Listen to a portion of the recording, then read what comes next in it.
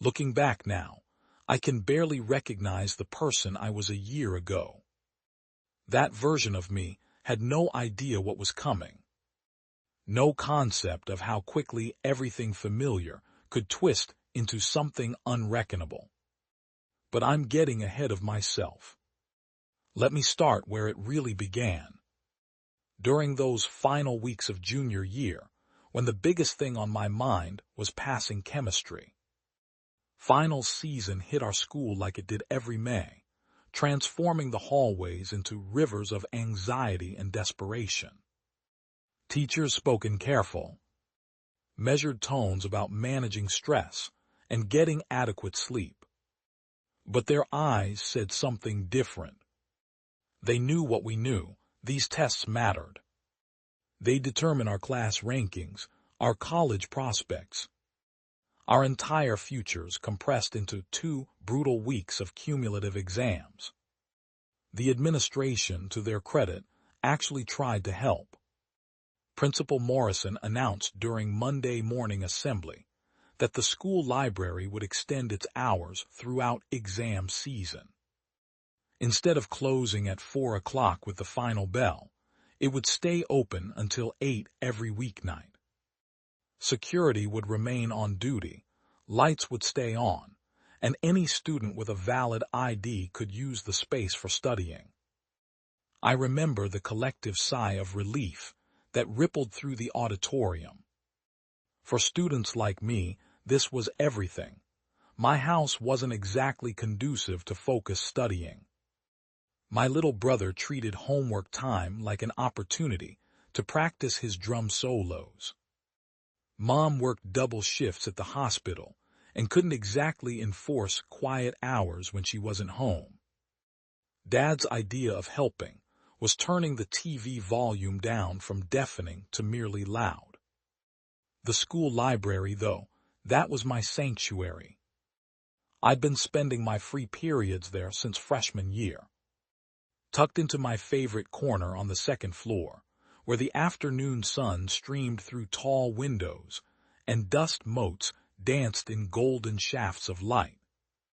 The smell of old books and floor polish had become comforting, almost meditative. Mrs. Chen, the head librarian, knew my name and always saved the good study carols for regular students like me. I'd mapped every inch of that building over 3 years. The shortcut through the language arts wing to avoid crowded main hallways. The bathroom on the second floor that was always cleaner than the ones near the cafeteria. The vending machine by the gym that occasionally dispensed 2 bags of chips instead of 1. The squeaky floorboard outside the chemistry lab. The water fountain with the best pressure. Jefferson High had become my second home, more familiar to me than my own cramped bedroom. Living only 6 blocks away made the whole arrangement perfect. I could walk home in 12 minutes, less if I cut through the park. No need to coordinate rides with my parents or wait for unreliable buses. That proximity gave me freedom, flexibility. I could stay as late as I needed, then slip out into the neighborhood I'd known my entire life. That Tuesday in particular, I had chemistry and calculus to review. Mr. Patterson's final was notorious for covering every single unit from September through May.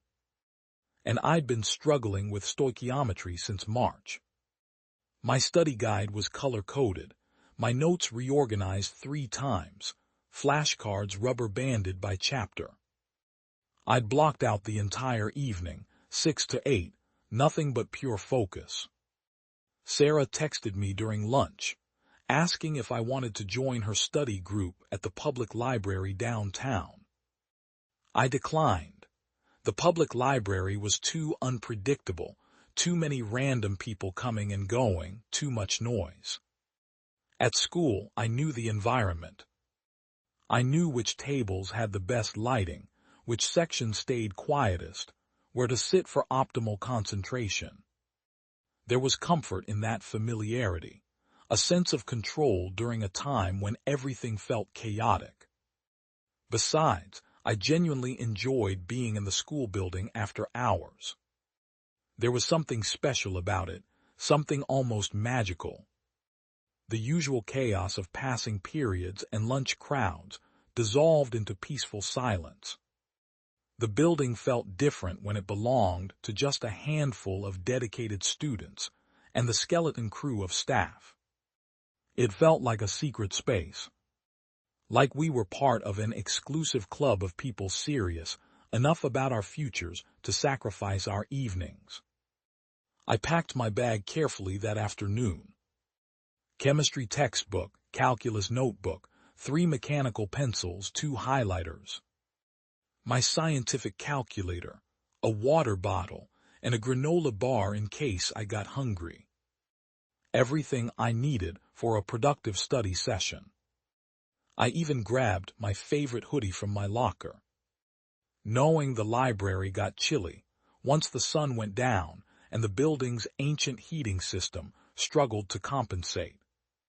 The final bell rang at 3:15. Students exploded into the hallways, celebrating their temporary freedom. I took my time at my locker, organizing my materials, planning my approach. Chemistry first, the harder subject while my brain was fresh. Calculus after, reviewing practice problems until they became automatic. 2 solid hours, then home for dinner, then maybe another hour reviewing before bed. It felt good having a plan. It felt good being responsible, being the kind of student who took their education seriously. I shouldered my backpack, heavy with textbooks and ambition, and headed toward the library. I had no reason to feel anything but confident.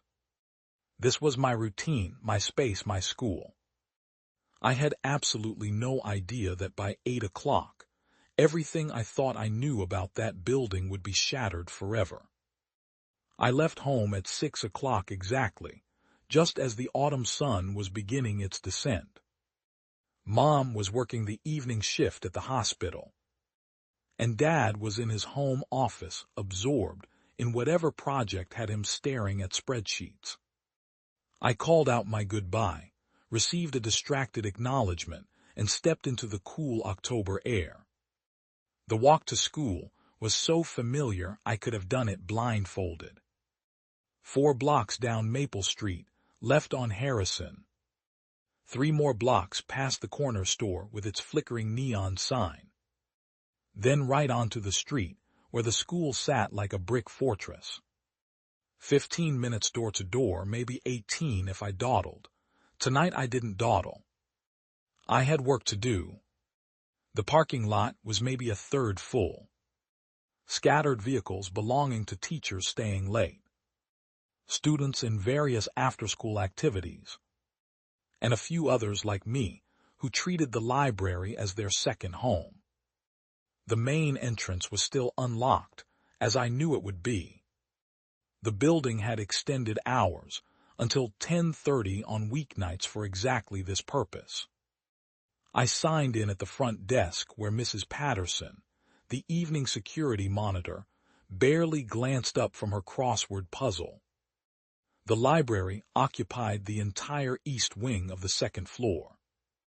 I climbed the stairs 2 at a time, energized by the prospect of productive work ahead.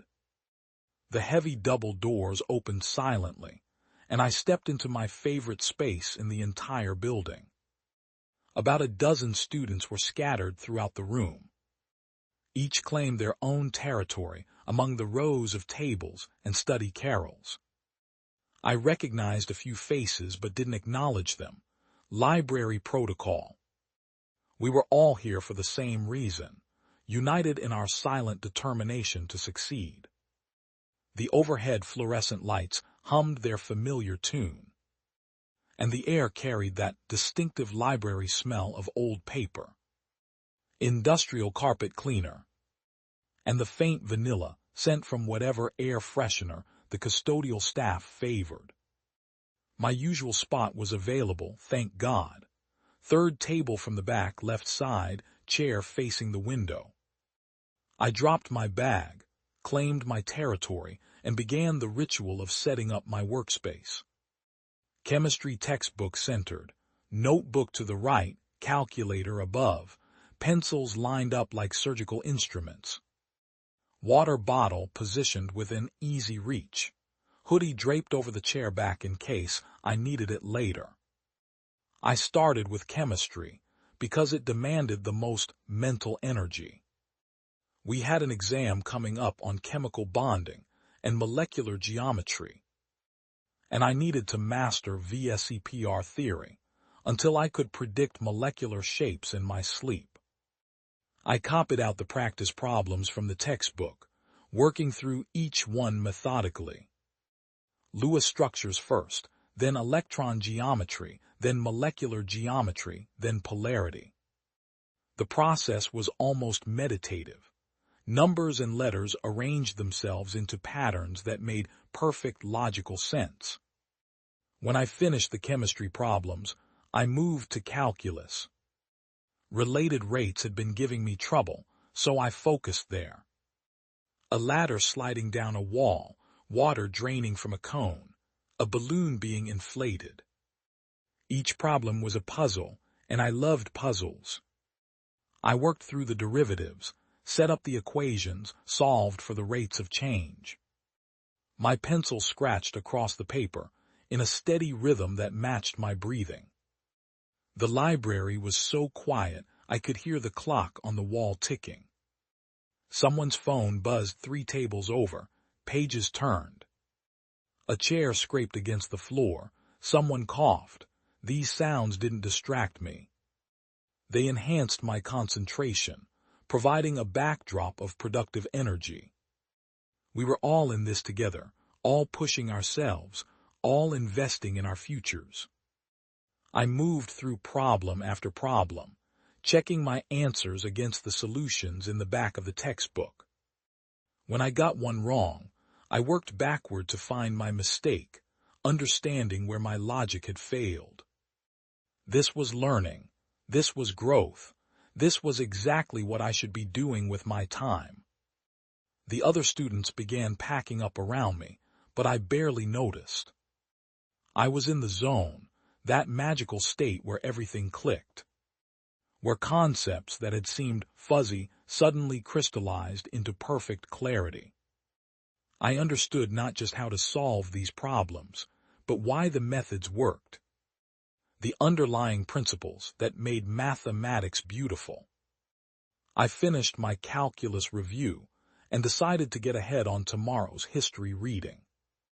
The chapter on the Industrial Revolution wasn't due until Friday, but why not be prepared?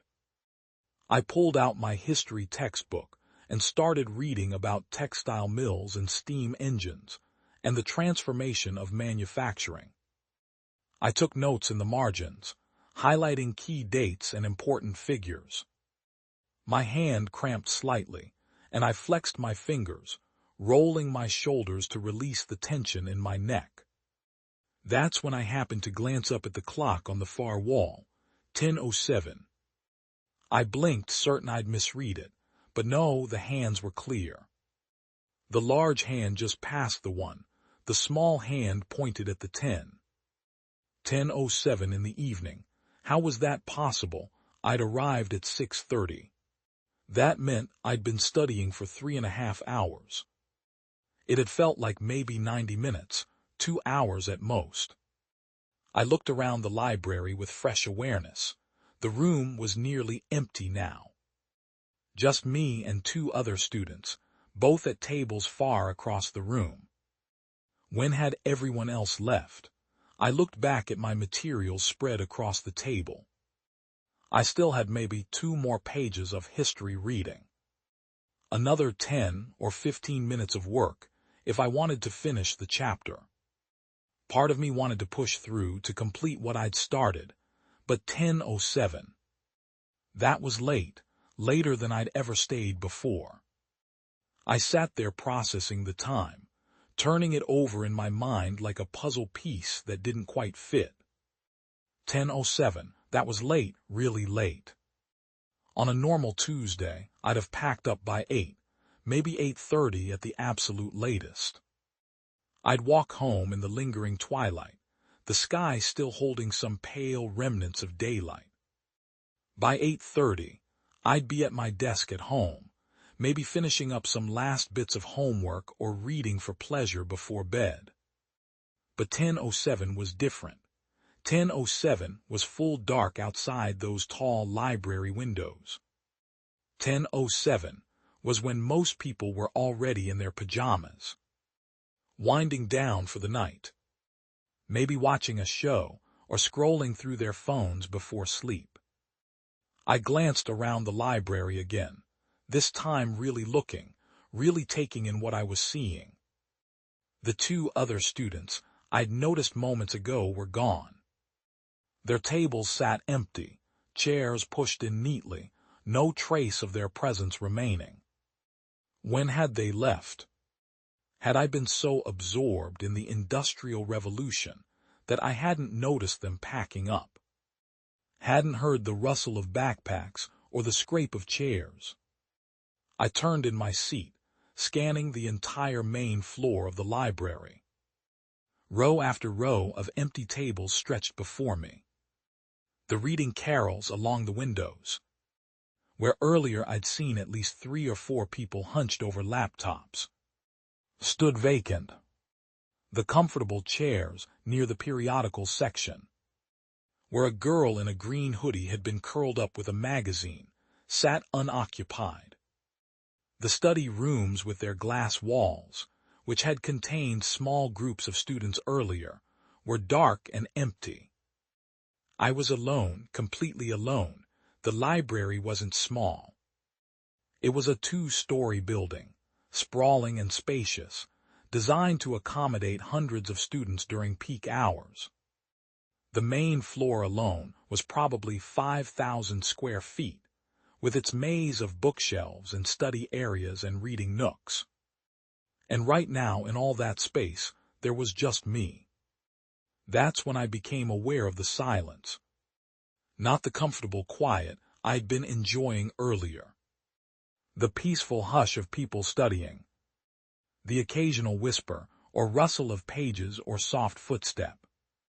This was different. This was absolute silence, complete silence. The kind of silence that pressed against your eardrums. That made you aware of the blood rushing through your veins.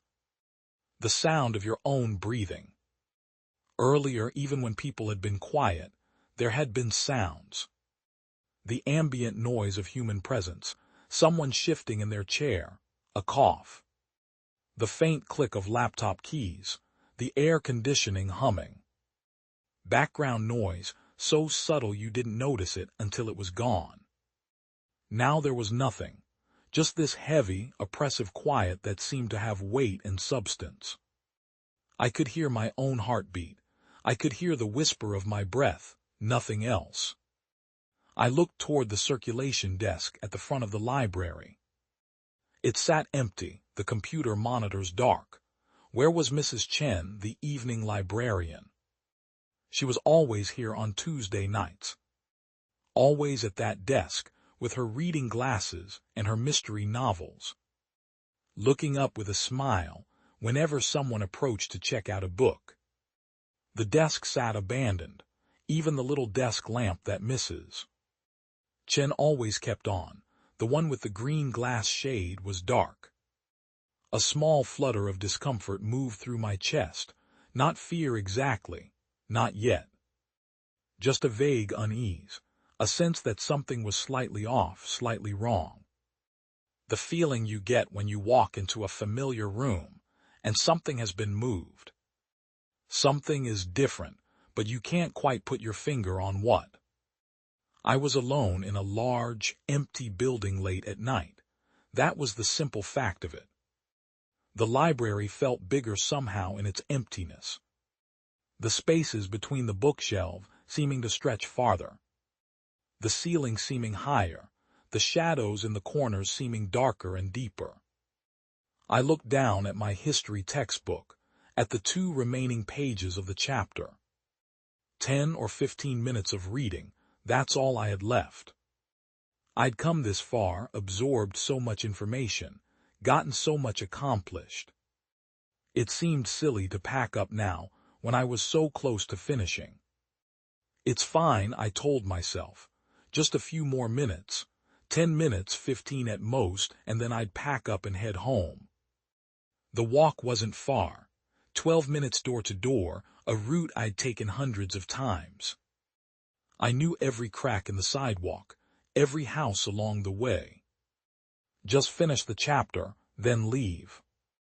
I tried to return my focus to the page, to the words about coal mines and factory conditions and child labor laws. But I found myself reading the same paragraph 3 times, without absorbing any of it. My attention kept drifting to the silence, to the emptiness around me, to the dark windows reflecting the library's fluorescent lights back at me like mirrors.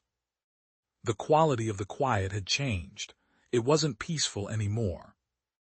It felt watchful somehow, expectant, like the building itself was holding its breath, waiting for something. I shook my head slightly, annoyed at myself. I was being ridiculous. It was just a library, just an empty building. There was nothing wrong with silence. Nothing threatening about empty chairs and dark study rooms. I forced my eyes back to the textbook and started reading again, determined to push through these last 2 pages quickly so I could pack up and go home. The chapter had 7 pages remaining when I'd first opened the textbook at 3:30. Now I was on page 6 of 7, 1 page, maybe 300 words. 5 minutes of reading, another 5 to review my notes.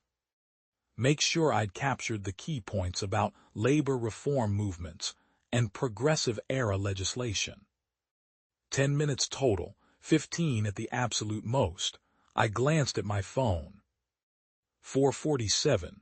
If I left right now, I'd be home by 5. If I stayed and finished, I'd be home by 5:15. 20 minutes later than I'd planned, but still well before dark. Still plenty of time before Mom got worried. Still a reasonable hour to be walking home. The question was simple. Pack up now with the chapter 90% complete, or push through and actually finish what I'd come here to accomplish. I looked at my notebook, at the 3 pages of careful notes I'd already taken. All that effort, all that concentration, all that information successfully transferred from textbook to brain. It seemed wasteful to stop now, to leave the job almost but not quite done. I'd have to come back to it tomorrow, refamiliarize myself with where I'd left off, rebuild the context I'd lose overnight. That would take time too, probably more time than just finishing it now would take. Besides, I'd stayed late before, not often but occasionally. Sometimes you lost track of time when you were deep in studying. Sometimes the work took longer than you expected. It happened. It was fine. The library closed at 9 on weekdays. People studied here until closing all the time. I wasn't doing anything wrong or dangerous. I was just finishing my homework. The walk home was 12 minutes, 12 minutes. I'd walked it in rain, in wind, in the gray dimness of winter afternoons when the sun set at 4:30. I'd walked it countless times.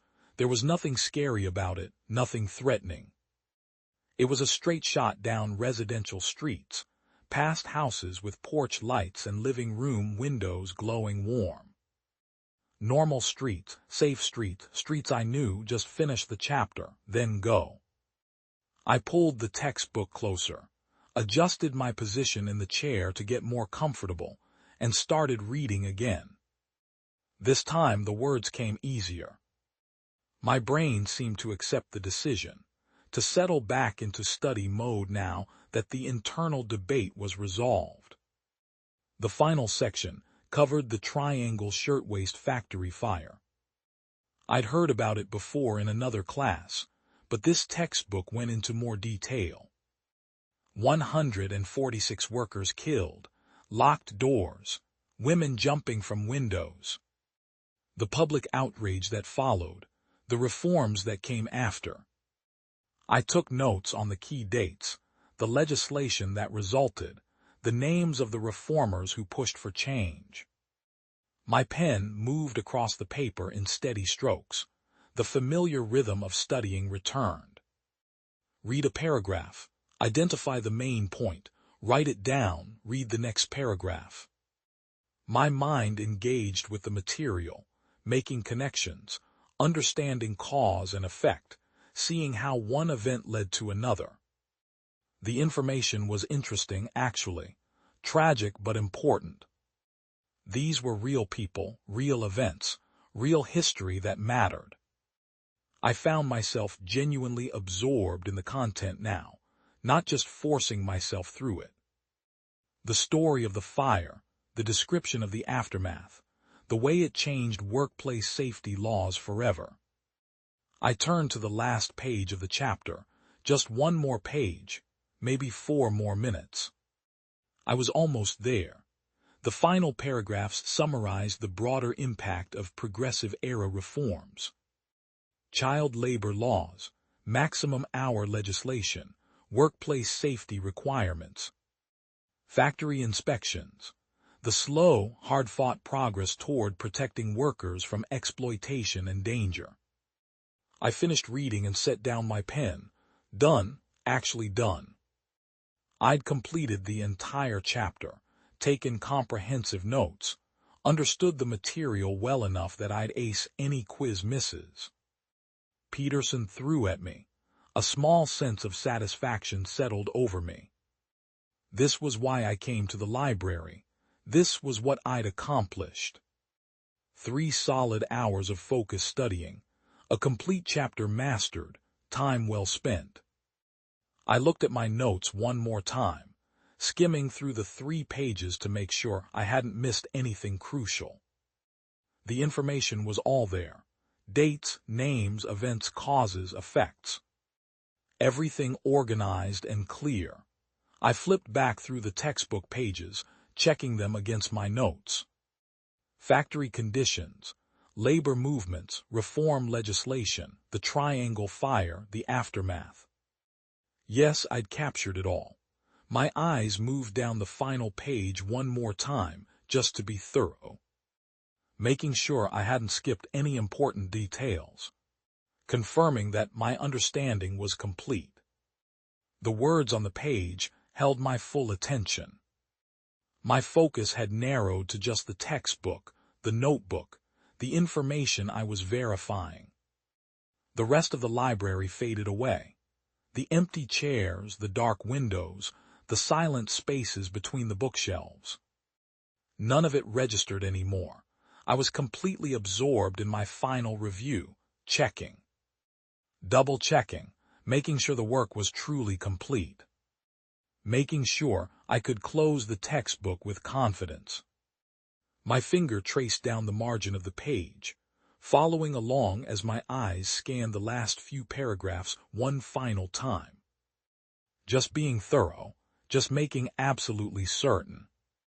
I didn't hear the sound behind me, the soft whisper of movement in the empty library. The displacement of air that meant something had changed. I didn't notice the shadow that fell across my table, darker than the others. Shaped wrong for the angle of the fluorescent lights. I didn't feel the temperature drop, the sudden chill that made frost patterns bloom across the dark window glass. I just kept reading, kept checking my notes, kept my attention focused entirely on the work in front of me. Completely unaware that I was no longer alone. The sound that broke the silence was so sudden, so utterly unexpected, that my entire body jerked in response. A footstep, then another, not the normal rhythm of walking, something wrong. Something off, step, drag, the distinctive pattern of someone limping, badly. The sound of one foot landing normally, followed by the scraping, dragging slide of the other. The gait was labored, painful sounding, each movement seeming to require enormous effort. And it was coming from somewhere deep in the library. My heart slammed against my ribcage. The pen I'd been holding clattered onto the table. For 3 hours there had been nothing, complete silence, total emptiness. I'd checked. I'd looked around multiple times. The library had been absolutely, definitively empty. But now someone was walking through it. Step, drag, step, drag.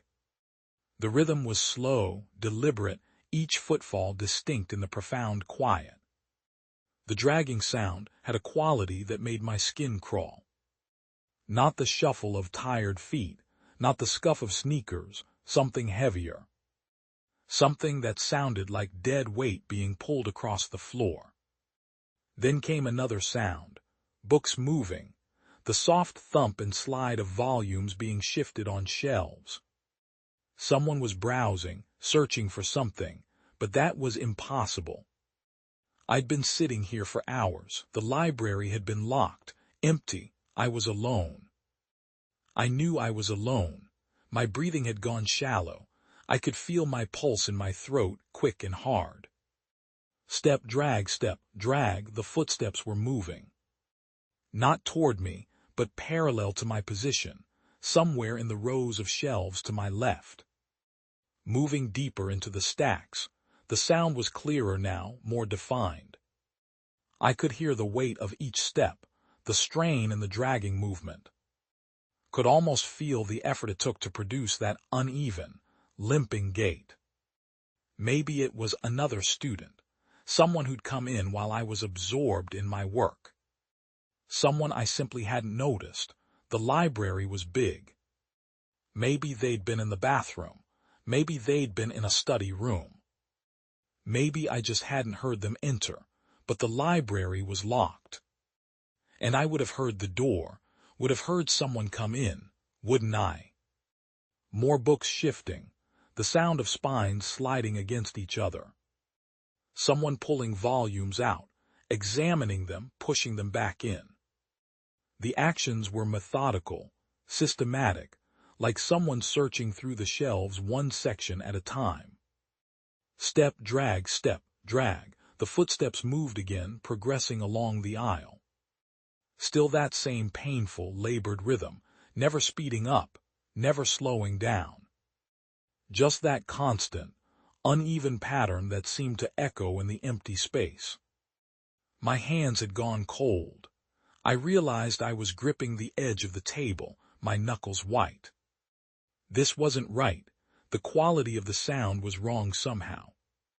Too clear, too distinct, too present in the silence.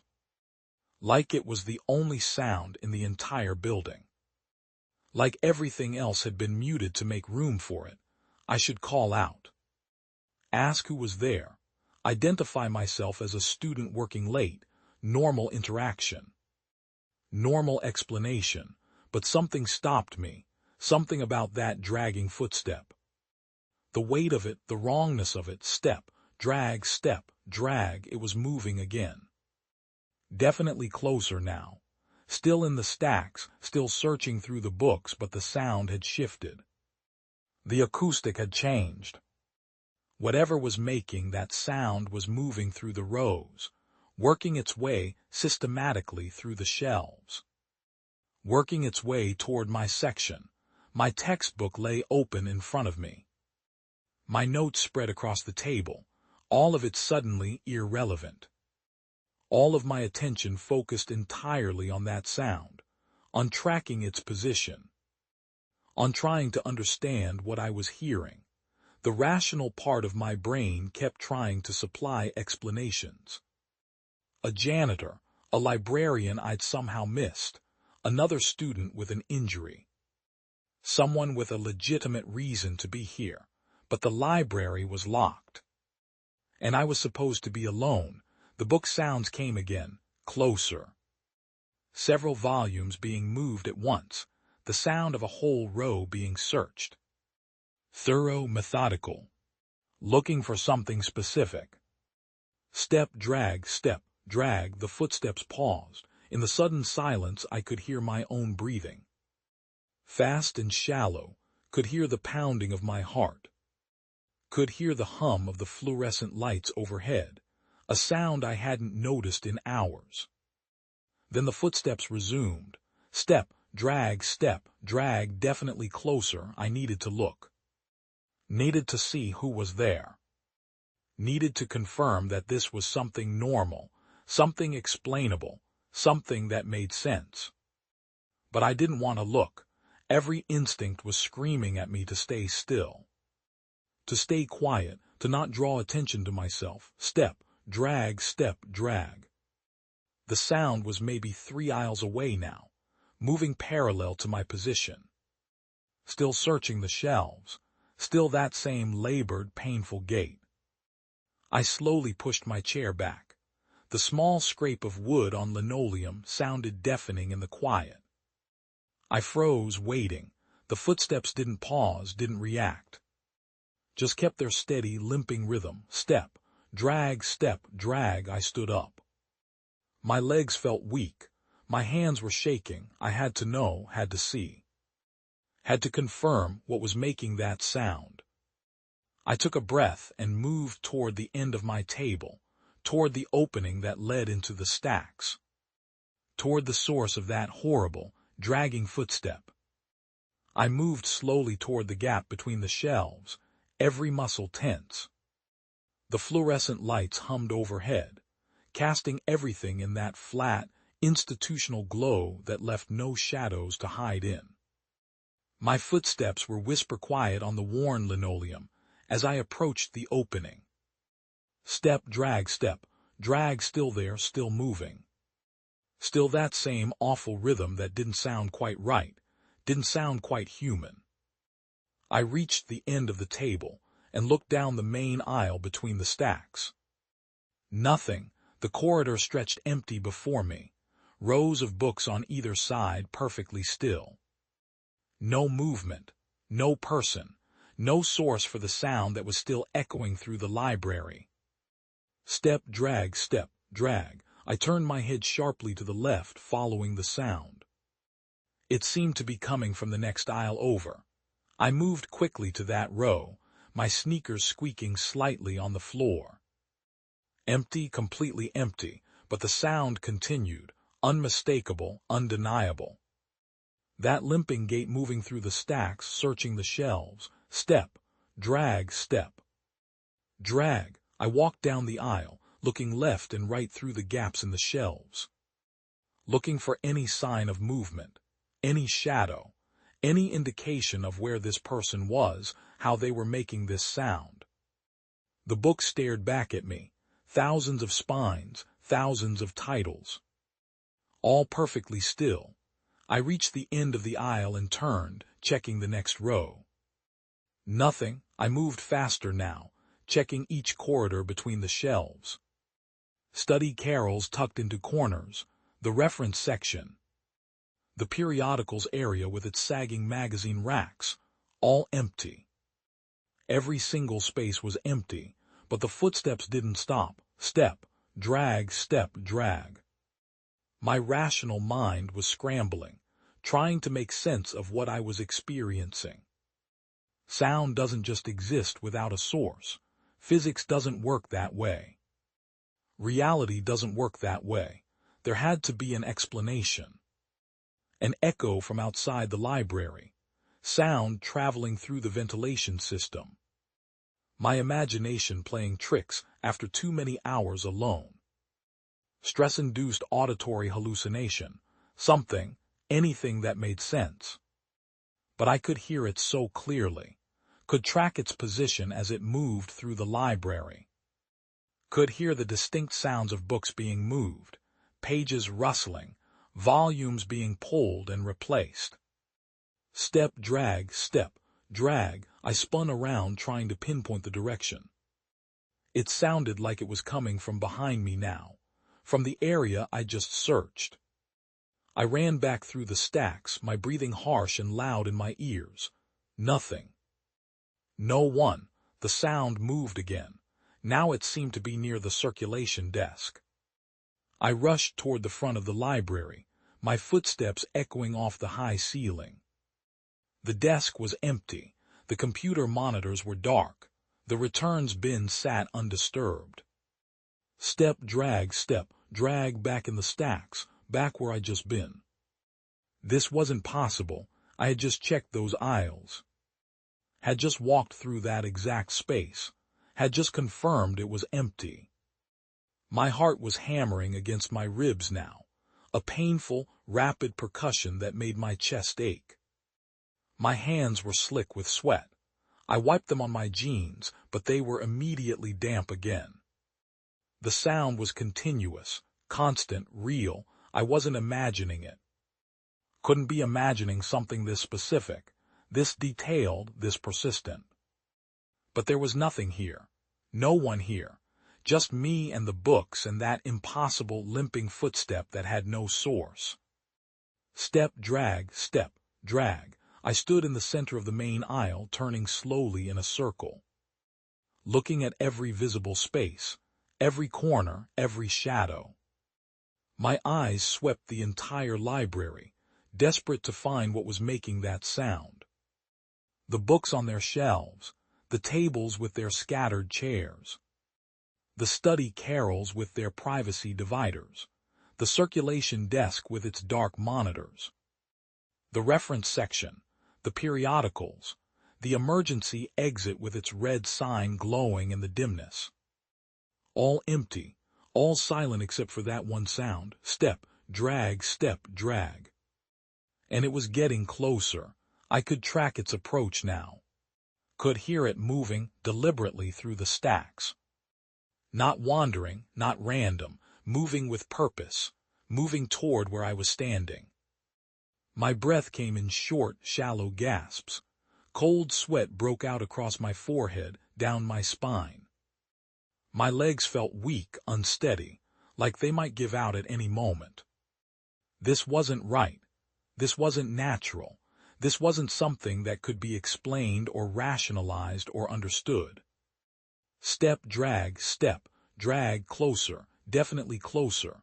My body knew before my mind accepted it. Knew with the deep, ancient certainty of prey recognizing a predator. Knew with the instinct that had kept humans alive for millennia. Danger, threat, run. I needed to get out, needed to leave. Needed to be anywhere but here in this locked library, with something that made sounds but cast no shadow. That walked but left no footprints, that existed but couldn't be seen. Step, drag. The sound was maybe 2 aisles away now, still approaching. Still searching, still coming for me. I ran back to my table, my legs suddenly working, adrenaline overriding the weakness. My hands shook as I grabbed my backpack, shoving my notebook and pencils inside. I didn't bother zipping it, didn't bother organizing anything. Just grabbed my phone, my jacket, my belongings. Step, drag, 1 aisle away. I slung the backpack over my shoulder and ran for the emergency exit. The books I'd been studying were still spread across the table. My half-finished essay was still open in my notebook. I didn't care, didn't look back. The emergency exit was calling to me. That glowing red sign promising escape, promising safety, promising an end to this nightmare. My footsteps echoed as I ran, and behind me, matching my pace, keeping rhythm with my panic, the other footsteps followed. Step, drag. I slammed through the library door with such force they crashed against the walls. The sound exploding through the silence like a gunshot. The corridor stretched before me, impossibly long, impossibly empty. Fluorescent lights buzzed overhead, casting their sickly yellow glow across beige walls and scuffed linoleum floors. Institutional, sterile, endless I ran. My footsteps echoed in the emptiness, each impact reverberating off the walls. Multiplying, creating the impression of a dozen people, running instead of just one terrified teenager. My backpack bounced against my spine with every stride. My breath came in ragged gasps that burned in my throat, in my lungs, in my chest. Behind me, the library doors swung shut with a heavy thunk. And then I heard them again. Step, drag, following, always following. I pushed harder, faster. My legs pumping, despite the exhaustion that had settled into my bones from hours of studying. From the late night before. From the accumulated stress of exams and papers, and everything that had seemed so important just 30 minutes ago. None of that mattered now. Nothing mattered except the green exit sign glowing at the far end of the corridor. Promising freedom, promising escape. Promising an end to whatever nightmare had invaded my Thursday night. The corridor seemed to stretch as I ran, expanding like something from a dream, each door I passed identical to the last. Classroom 217, Classroom 218, Classroom 219, all dark, all locked, all useless. My sneakers squeaked against the linoleum.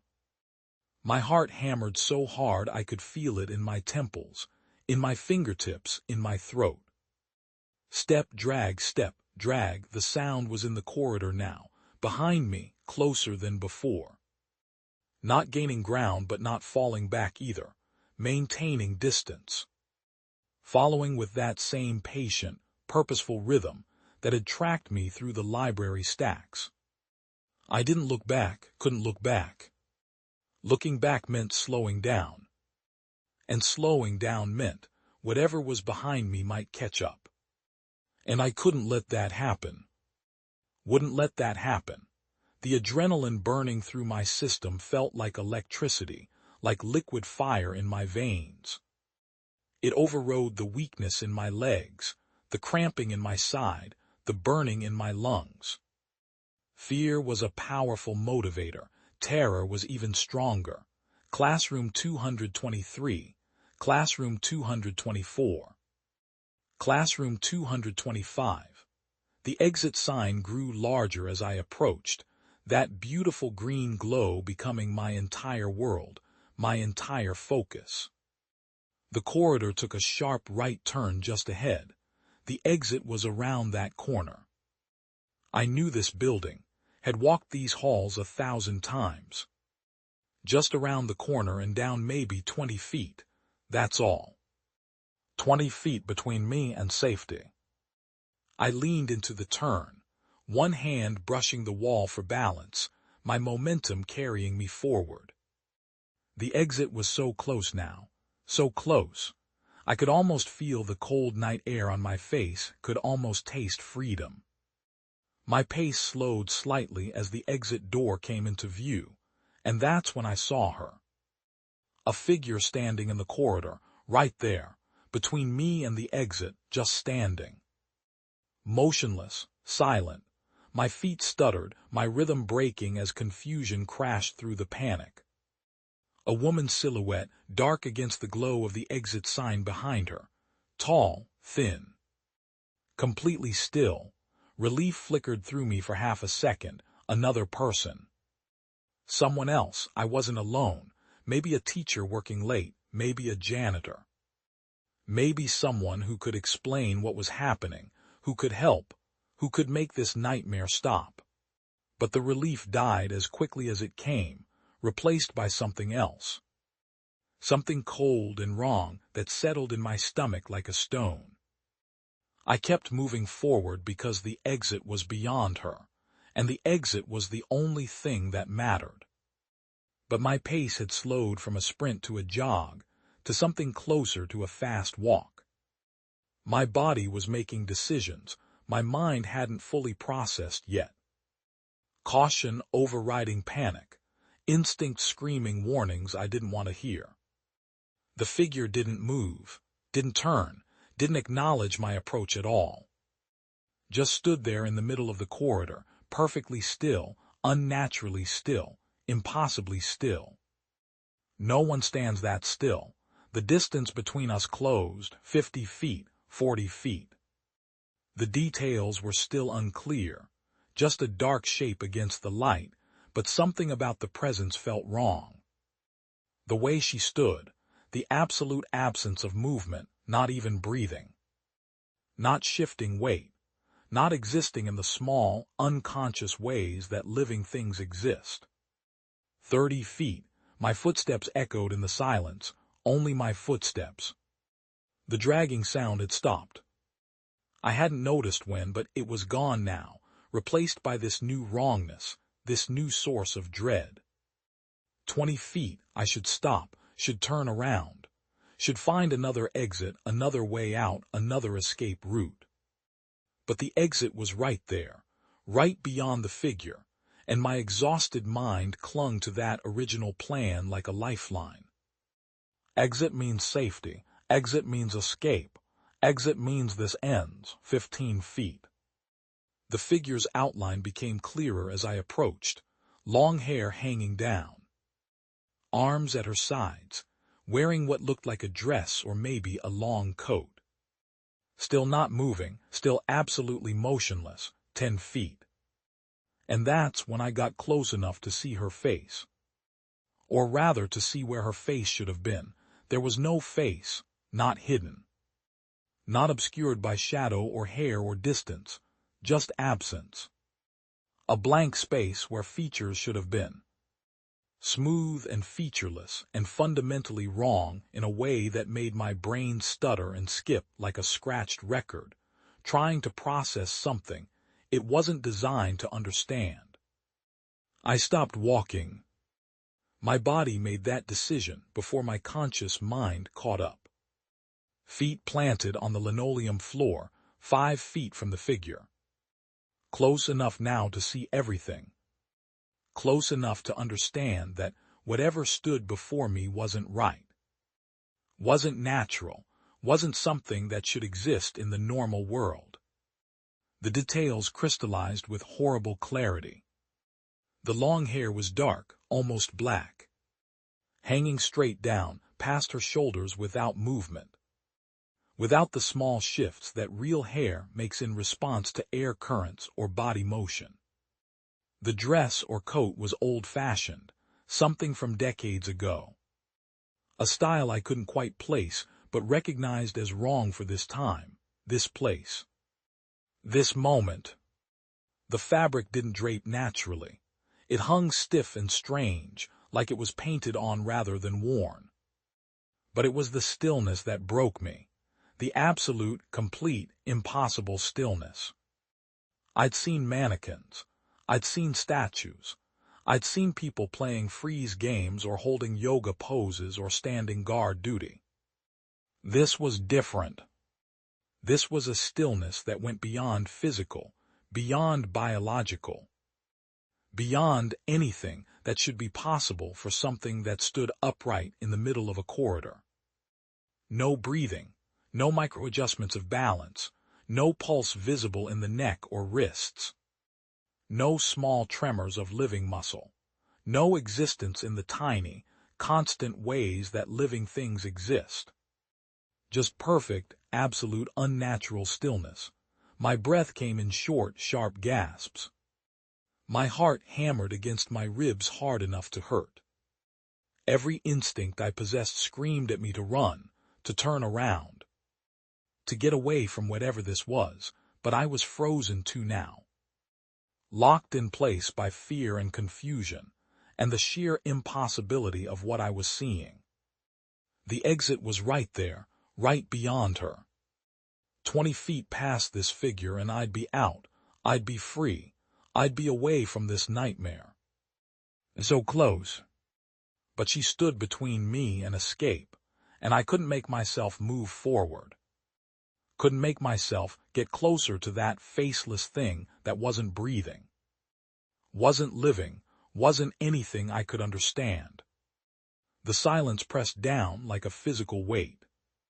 My footsteps had stopped, and with them, the last sounds in the corridor had died. Just silence now, heavy and thick and suffocating. I had to do something. Had to break this frozen moment.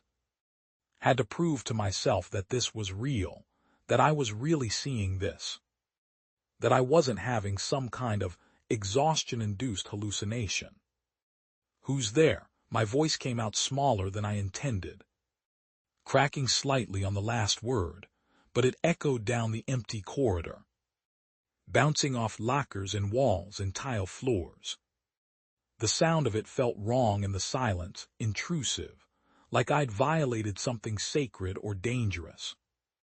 The figure didn't respond, didn't turn, didn't acknowledge, didn't react in any way. Just stood there, faceless and still, exactly as before, as if I hadn't spoken at all. As if I didn't exist, as if nothing existed except her and her impossible stillness. "I can see you," I tried again, louder this time, forcing strength into my voice I didn't feel. "Who are you? What do you want?" The words echoed back to me, unanswered. Unacknowledged, my hands were shaking. My whole body was shaking. The wrongness of this moment had reached a peak I couldn't sustain, couldn't process, couldn't integrate into any understanding of reality that made sense. And then she was gone, not walking away, not turning, not moving at all, just gone. Between one heartbeat and the next, the space where she'd stood was empty. No transition, no fade, no movement. 1 second she was there, solid and present and terrifyingly real. And the next second she wasn't. And the corridor stretched empty before me, all the way to the exit. I blinked hard, trying to process what I just witnessed, trying to make sense of something that had no sense to make. People don't vanish. Things don't disappear into thin air. Reality doesn't work like that. The laws of physics don't allow for instantaneous dematerialization of solid objects, especially solid objects that look like people, that stand in corridors, that have presence and form and substance. But she was gone, completely, totally, impossibly gone. Relief flooded through me first. A wash of grateful terror that the thing was no longer there. No longer blocking my path, no longer filling the space with its wrongness. The exit was clear. I could run, I could escape, but right behind the relief came something worse. Horror at what I just witnessed. Horror at the impossibility I'd seen with my own eyes, in clear light at close range, with no room for doubt or misinterpretation. She had been there, and then she hadn't. My mind tried to rationalize it. Exhaustion, stress, trauma from the events of the last 20 minutes making me see things that weren't there, creating hallucinations to explain my fear. But I knew that wasn't true. I'd been 5 feet away. I'd seen details. I'd called out and heard my voice echo. This had been real. Which meant reality itself was broken. The exit was clear now. Nothing between me and escape, except empty corridor and open space. My legs felt weak. My whole body trembling from adrenaline and shock, and the cognitive dissonance of witnessing something impossible. But the exit was clear. I started walking again, faster now, not quite running but close to it. Desperate to reach that door before anything else could appear. Before anything else could go wrong. Before reality could break again in some new and terrible way. The front doors pushed open with a heavy metallic groan, and I stumbled through them into the night air. Cold hit my face immediately, sharp and clean and real, cutting through the stale warmth of the library like a physical thing. I sucked in a deep breath, then another, filling my lungs with air that didn't taste of dust and fear and impossibility. Outside, I was outside. Away from the flickering lights, and the woman who'd vanished, and the wrongness that had filled every corner of that building. My legs nearly gave out on the front steps, and I had to grab the railing to keep from collapsing. The metal was cold under my palm, solid and real, and anchored to the world in a way that felt reassuring after what I just experienced. Real things, normal things, the concrete steps beneath my feet, the night sky above. The streetlights casting their familiar orange glow across the sidewalk. I was out. I was safe. The relief hit me like a wave, so powerful it made my eyes sting. My whole body was shaking, trembling from adrenaline and shock and the aftermath of pure terror. But I was outside. Whatever had been wrong in that building, whatever impossible thing I'd witnessed, it was behind me now. Behind locked doors and solid walls. I stood there on the steps for a long moment, just breathing, trying to calm my racing heart, trying to convince my body that the danger had passed. Maybe I'd imagined it.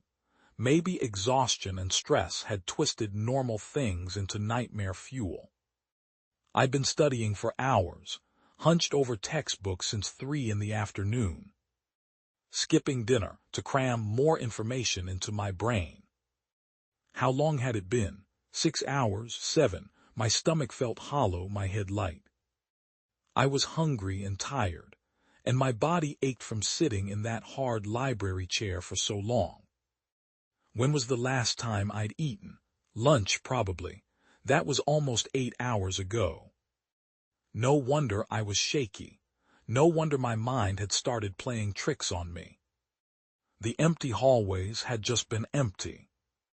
The woman in the corridor had been a teacher or janitor I'd startled. And she'd walked away while I was blinking, while I was panicking. And my stressed brain had turned it into something impossible. That made sense. That was rational. That was how reality worked. I took another deep breath, steadier this time, and started down the steps. My legs felt strange, wobbly and weak, muscles protesting after hours of inactivity followed by sudden intense fear. Each step was careful, deliberate, my body not quite responding the way it should. The physical toll of the evening was catching up to me. Exhaustion settling into my bones like lead. I reached the sidewalk and paused, orienting myself. Home was 6 blocks west, a route I'd walked hundreds of times. Turn left out of the school. Follow the main street past the convenience store and the pharmacy. Then 2 more blocks and a right turn onto my street. Easy, familiar, normal. I started walking, focusing on putting one foot in front of the other, focusing on the simple mechanical act of movement. The streetlights lit my path in pools of orange light, casting long shadows that stretched across empty pavement. Empty pavement. The thought registered slowly, working its way through my exhausted brain like something moving through thick fog. The street was empty, completely empty, no cars passing. No headlights cutting through the darkness. No engine sounds or tire noise, or the normal ambient hum of traffic that should be present even at this hour. What time was it? I pulled out my phone, 8:47, not late. Not even close to late. This was prime evening time. People should be driving home from work, heading to dinner, running errands. The main street should have cars, should have activity, should have life. But it was empty. I kept walking, my footsteps echoing too loud in the silence, and that's when I noticed the rest of it. No people on the sidewalks. No one walking dogs or jogging or heading to the bus stop on the corner. No lights on in the shops I passed. The convenience store that stayed open until 11, dark. The pharmacy that ran 24 hours, dark. Windows black and lifeless, reflecting nothing but my own passage. The wrongness settled over me like a physical weight, pressing down on my shoulders, making it harder to breathe. This wasn't right, this wasn't normal. Even if it were later, even if it were midnight or 2 in the morning, there would be something. Some sign of life, some movement.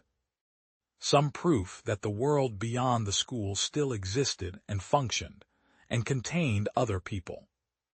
But there was nothing, just empty street and dark windows and silence so complete it felt aggressive. Like the world was holding its breath, like reality itself had paused. I stopped walking, standing frozen under a streetlight, looking up and down the street for any sign of normalcy. Any car, any person, any proof that I hadn't stepped out of the school and into something else entirely. Nothing moved, nothing made sound. The night air that had felt so clean and real just minutes ago now felt wrong, too still, too quiet, too empty. Like I'd walked through those front doors and emerged somewhere that looked like my street but wasn't. Somewhere that wore my neighborhood like a mask. My hands were shaking again. My heart pounding. The relief I'd felt at escaping the school was gone, replaced by something colder and more pervasive. Because I hadn't escaped anything. Whatever was wrong, it wasn't confined to the building. It was here in the empty street, in the silent night. In the wrongness that hung in the air like smoke. I started walking again because I didn't know what else to do. Home was still 6 blocks away, and I had nowhere else to go. I kept my eyes on the pavement. That became my strategy, my way of coping with the wrongness that had swallowed the neighborhood whole. If I couldn't see the empty windows and the abandoned streets, if I couldn't see the darkness pressing in from all sides, maybe I could pretend everything was normal. Maybe I could convince myself I was just walking home like any other night. Taking the familiar route I'd walked hundreds of times before. Just watch the pavement, just focus on your feet, one step then another. Don't look at the empty buildings, don't look at the silent houses. Don't acknowledge the wrongness, just get home. The concrete passed beneath me in steady increments.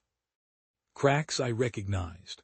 A patch of darker asphalt where someone had filled a pothole last summer.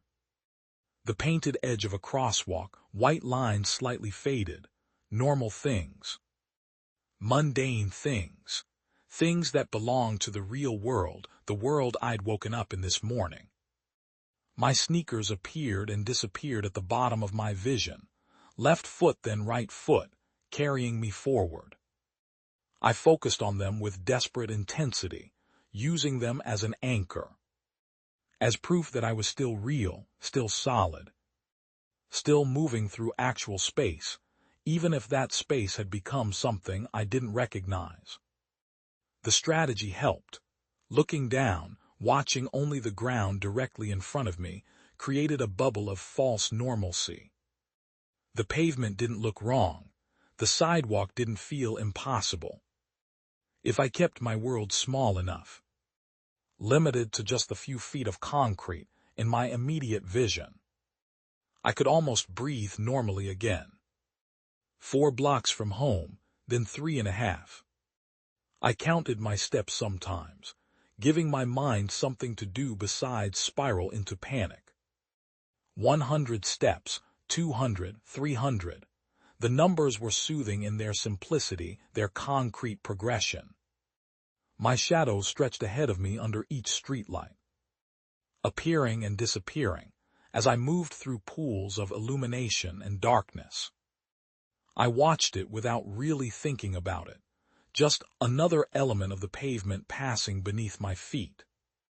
Dark silhouette, elongated and distorted, then fading as I moved beyond the light's reach.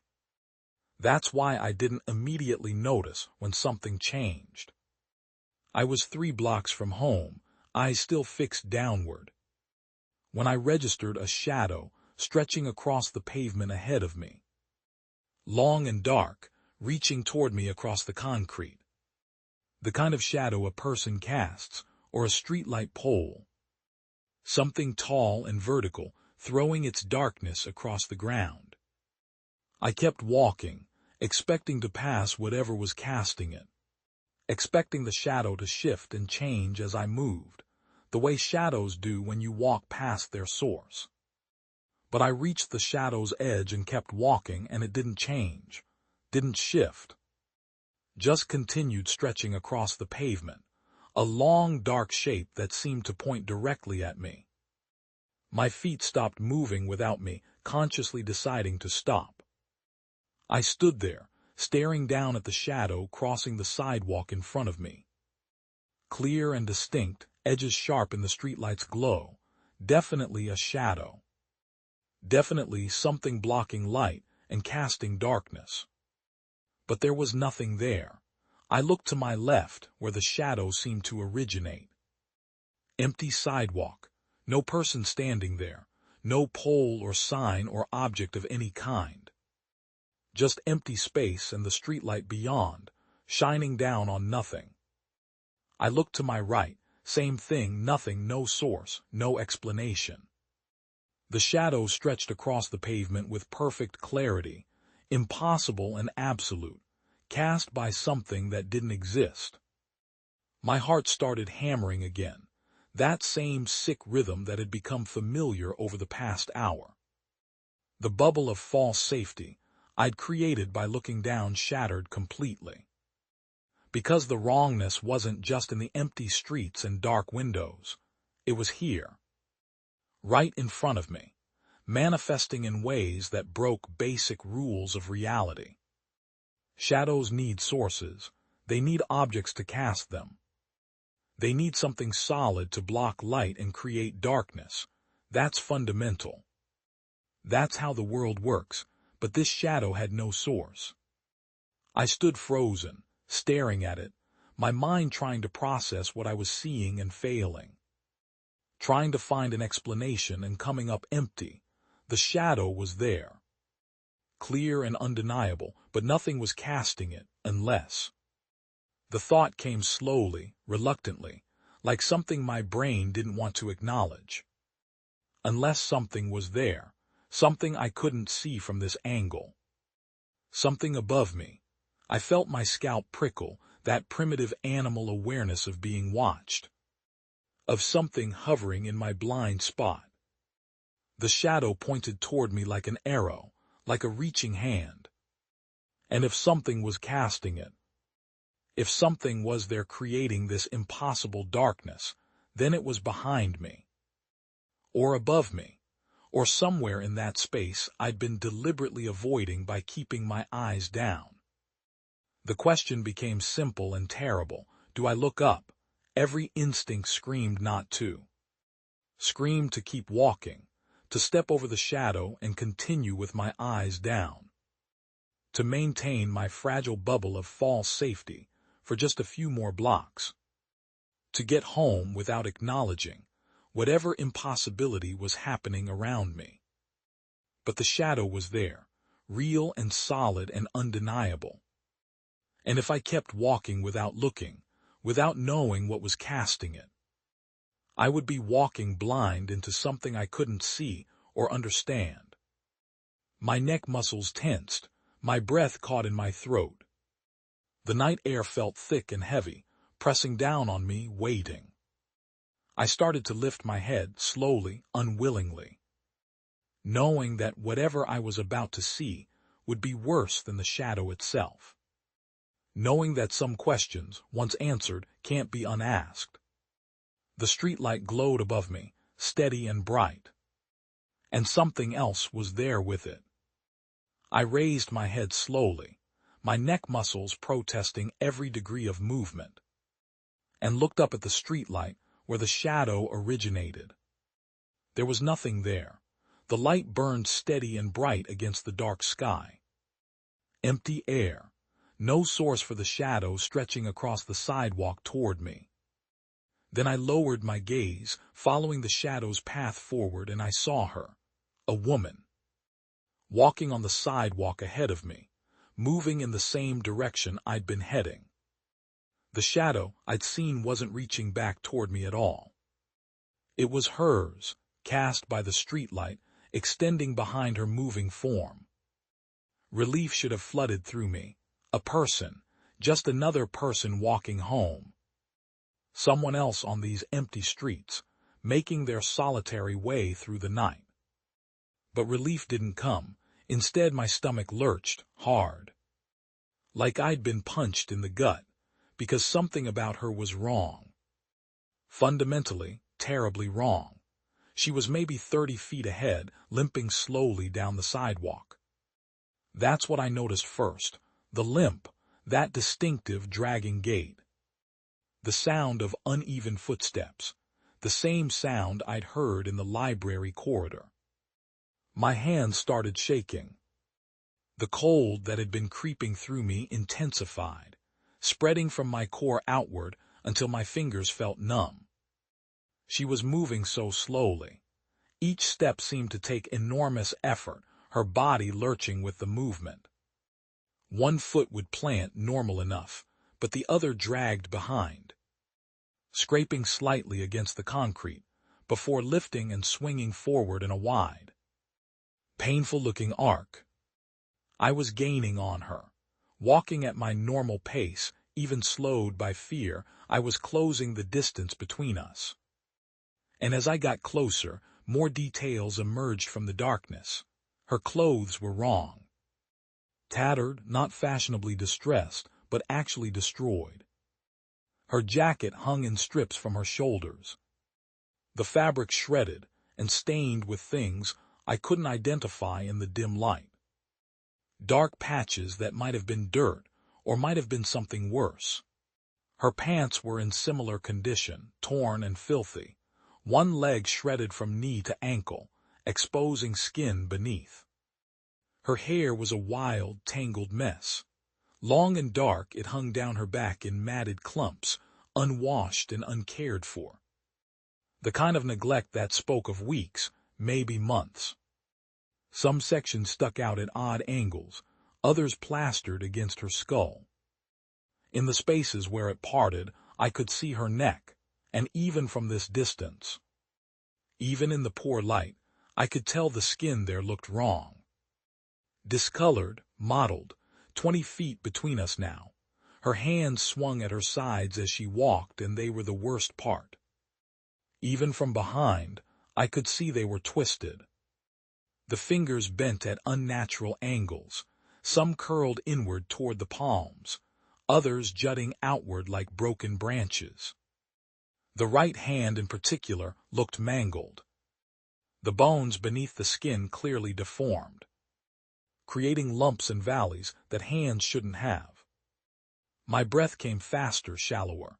Nausea rolled through my stomach in waves. 15 feet, her feet were wrong too. The one that dragged scraped the ground because it was twisted inward.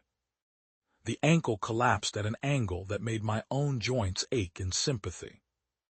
The other foot, the one that planted more normally, still moved strangely.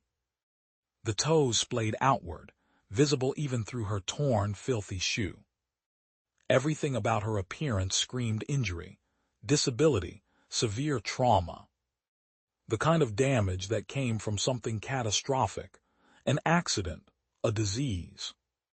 Something that had destroyed her body and left her in this broken, shambling state. But that wasn't what made my skin crawl. That wasn't what made every cell in my body scream danger. It was something deeper, more primitive.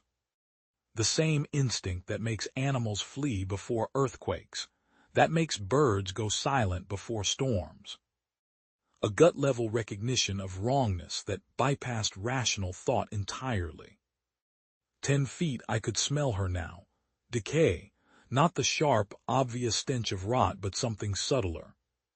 Stale, like old water left sitting too long, like fabric that had gotten wet and never properly dried. Like closed spaces and forgotten things. My steps slowed without me deciding to slow them. My body making decisions my conscious mind was too paralyzed to make. Don't get closer, something inside me whispered. Don't catch up to her, stay back. But the sidewalk stretched ahead, narrow and straight. She was directly in my path, moving so slowly that unless I stopped completely, I would reach her. I would have to pass her or stop or turn around, and I couldn't turn around. The thought of putting my back to her, of not being able to see her, was somehow worse than getting closer. 8 feet, she hadn't turned, hadn't acknowledged my presence in any way. Just kept limping forward, that awful dragging scrape punctuating each labored step. The same rhythm I'd heard in the corridor, the same uneven cadence that had followed me through the library. It was her, the corridor woman, the shadow in my peripheral vision. The presence that had chased me through the stacks and out into the night. And now she was here, on the street, ahead of me, between me and home. My throat felt tight. Sweat beaded cold on my forehead despite the chill in the air. My hands trembled so badly, I shoved them into my pockets to hide the shaking. 6 feet, close enough now to see the individual tears in her clothing. Close enough to count the matted sections in her hair.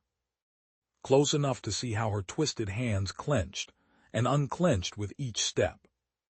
The broken fingers flexing in ways fingers shouldn't move. I couldn't pass her, I couldn't stop, I couldn't go back. My feet kept moving forward, carrying me closer to her broken, shambling form, while every instinct I had screamed to run. 4 feet. My body had become a machine operating without instruction. Legs moving in mechanical rhythm, arms swinging at my sides. Lungs pulling air in and pushing it out. But inside, behind my eyes, everything had shut down. Some essential circuit had overloaded and blown, leaving only static where thoughts should be. I couldn't pass her. The sidewalk stretched ahead, empty except for her broken form. And I physically could not make my body move faster. Could not force my legs to carry me around her twisted, limping shape. I couldn't stop. My feet refused to cease their forward motion, refused to plant themselves on the concrete and hold me in place. They kept moving, kept carrying me closer to her, one step after another after another. I couldn't retreat. The thought of turning around, of putting my back to her, of walking away without knowing what she would do, was so fundamentally wrong that my body rejected it completely. Every cell screamed against it. Turning away would be worse. Somehow, impossibly, it would be worse, so I walked 3 feet behind her, matching her pace exactly, following her slow, limping progress down the empty street. My steps unconsciously synchronizing with hers. Left foot, right foot, drag left foot. Right foot, drag. The scraping sound filling the night, filling my head, becoming the only sound in the universe. Time had stopped making sense. Each second stretched into an hour. Each step took a lifetime. We moved through space like figures in a dream, everything slowed down and thick and wrong. The streetlights seemed frozen. The shadows painted on the ground looked permanent, carved into the concrete. Even the air felt still, unmoving, like we were trapped in amber. My rational mind had evacuated completely. The part of me that could reason, that could plan, that could form coherent thoughts and make decisions had simply gone offline. Shut down, abandoned the controls. Left me operating on pure instinct, pure primal response, and that primal part of me knew only terror. The terror was so complete it had transcended fear. This wasn't panic. Panic implied action, implied flight or fight or some kind of response. This was something deeper, something fundamental, the kind of fear that shuts down every higher function and leaves you empty. Hollow, a shell going through the motions of being alive while nothing inside works anymore. 2.5 feet. close enough now to see the individual threads hanging from her torn clothing. Close enough to smell that awful scent stronger now. That mix of damp earth and closed spaces, and something else. Something chemical and wrong that made my stomach clench. Close enough to hear the wet quality to her breathing, the slight wheeze on each exhale. She hadn't turned, hadn't acknowledged me in any way. Just kept walking with that awful dragging limp. Her broken hands clenching and unclenching. Her matted hair hanging forward to hide her face. Moving forward with absolute purpose, like she had somewhere to be.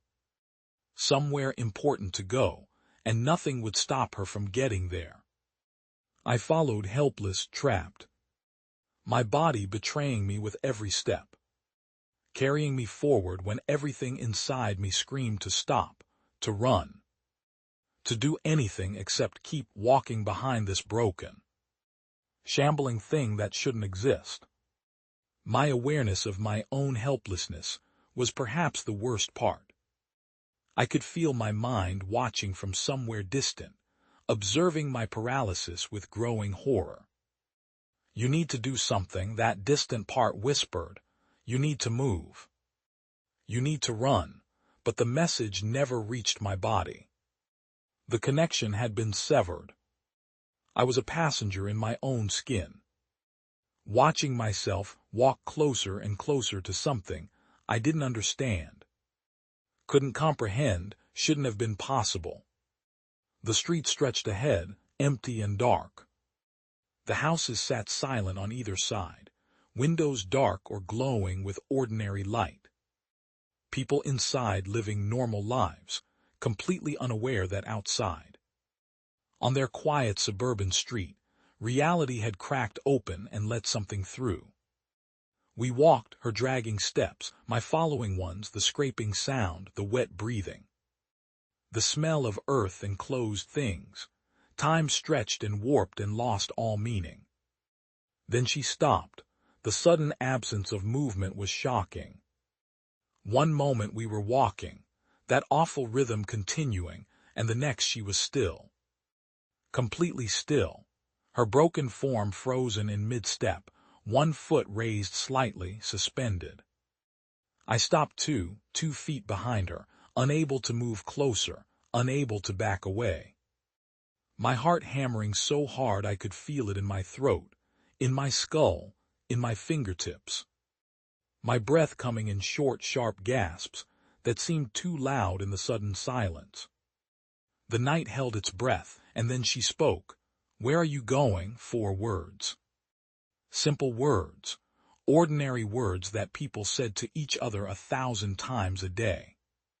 Where are you going? A normal question, a casual question, but her voice.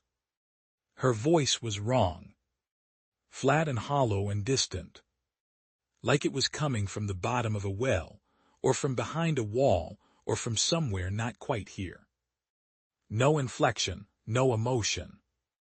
Just those 4 words delivered in a monotone that made my skin crawl and my stomach drop, and my brain go completely.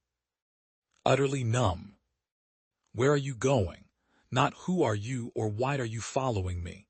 Not surprise or fear or anger. Just that simple question, delivered in that awful flat voice, that implied she knew. She knew I was there. She'd known the whole time. She'd known I was following her, matching her pace, trapped behind her. She'd known, and she'd been waiting, waiting for the right moment, waiting to speak. My brain stuttered, tried to process, failed completely. The question hung in the air between us, hung in the silence. Hung in the space where my response should be. I couldn't speak, couldn't form words. Couldn't make my mouth open, or my tongue move, or my throat produce sound. The silence stretched.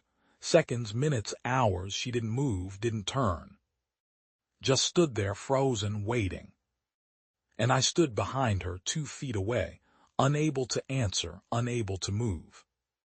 Unable to do anything except stand there, while my mind went blank and cold and empty. The silence stretched between us like a living thing. Thick and suffocating, and absolutely unbearable. Each second that passed felt like an eternity. Felt like the air itself was pressing down on my chest, squeezing the breath from my lungs. I could feel the weight of her question hanging there, unanswered, growing heavier with every heartbeat. "Where are you going?" She was still waiting. Still standing there motionless, her back to me, her head tilted at that wrong angle. Waiting for an answer, expecting an answer, and I couldn't give one. My throat had closed up completely. My tongue felt thick and useless in my mouth. My brain was screaming at me to say something, anything, but no words would come. Just that awful, stretching silence that seemed to grow louder with every passing second. And then something shifted. Deep in the most primitive part of my brain, where logic didn't exist and fear ruled everything, something clicked. Some ancient survival instinct that had kept humans alive for thousands of years suddenly broke through the paralysis, through the terror, through the complete shutdown of my higher functions. Because the silence was dangerous, the silence was wrong. Not answering was worse than answering. Whatever she was, whatever this thing was, it had asked a question, and questions needed answers. Silence would make her turn around. Silence would make her look at me. Silence would end whatever fragile protection the distance between us provided. I had to speak, had to respond. Had to do something to keep her from turning, from seeing my face, from closing that final gap between us. My mouth opened, closed, opened again. My throat worked, trying to produce sound, trying to force words past the fear that had locked everything down. And then somehow, impossibly, sound emerged. My voice was barely a whisper. Shaking so badly the words almost didn't form, cracked and broken and wrong. But it was sound, it was something. "I'm going to the convenience store." The lie came from nowhere. Pure improvisation born of desperate terror. The convenience store. There was one, I thought, maybe 3 blocks in the other direction. Away from my house, away from home, away from where I actually needed to go. On Maple Street, my arm moved without conscious thought. Rose slowly, trembling so violently I could see it shake even in the darkness. Pointed in the opposite direction from my house. Pointed away from safety, from home, from everything I needed. Pointed down the street into the darkness toward nothing. The lie hung in the air. Fragile, transparent. So obviously false that surely she would see through it. Surely she would know. Surely she would turn and look at me with those wrong eyes, and see the truth written all over my face. My heart hammered. My breath came in short, sharp gasps. Every muscle in my body tensed, ready to run, ready to bolt, ready to sprint away the moment she turned. The moment she called me on the lie. The moment everything fell apart. But she didn't turn. She didn't question. She didn't do anything for what felt like an eternity. Just stood there, motionless, silent, processing. And then, slowly, so slowly, she began to move. Not toward me, not turning to face me. She moved forward, in the direction I'd pointed. Away from me.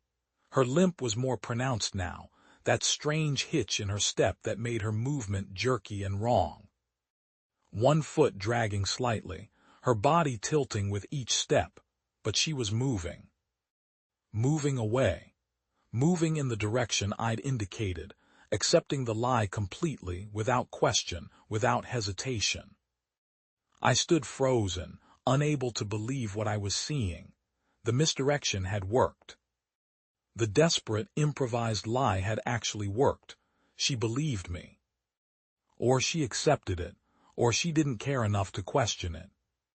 Whatever the reason, she was moving away from me, each step taking her farther.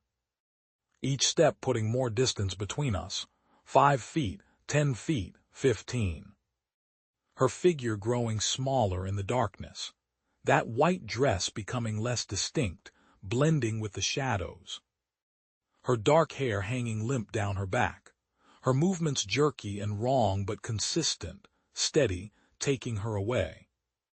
20 feet, 25, the distance growing, the space between us expanding. And with each foot of separation, something in my chest loosened, just slightly. Just enough to let me breathe. The crushing weight of terror eased fractionally.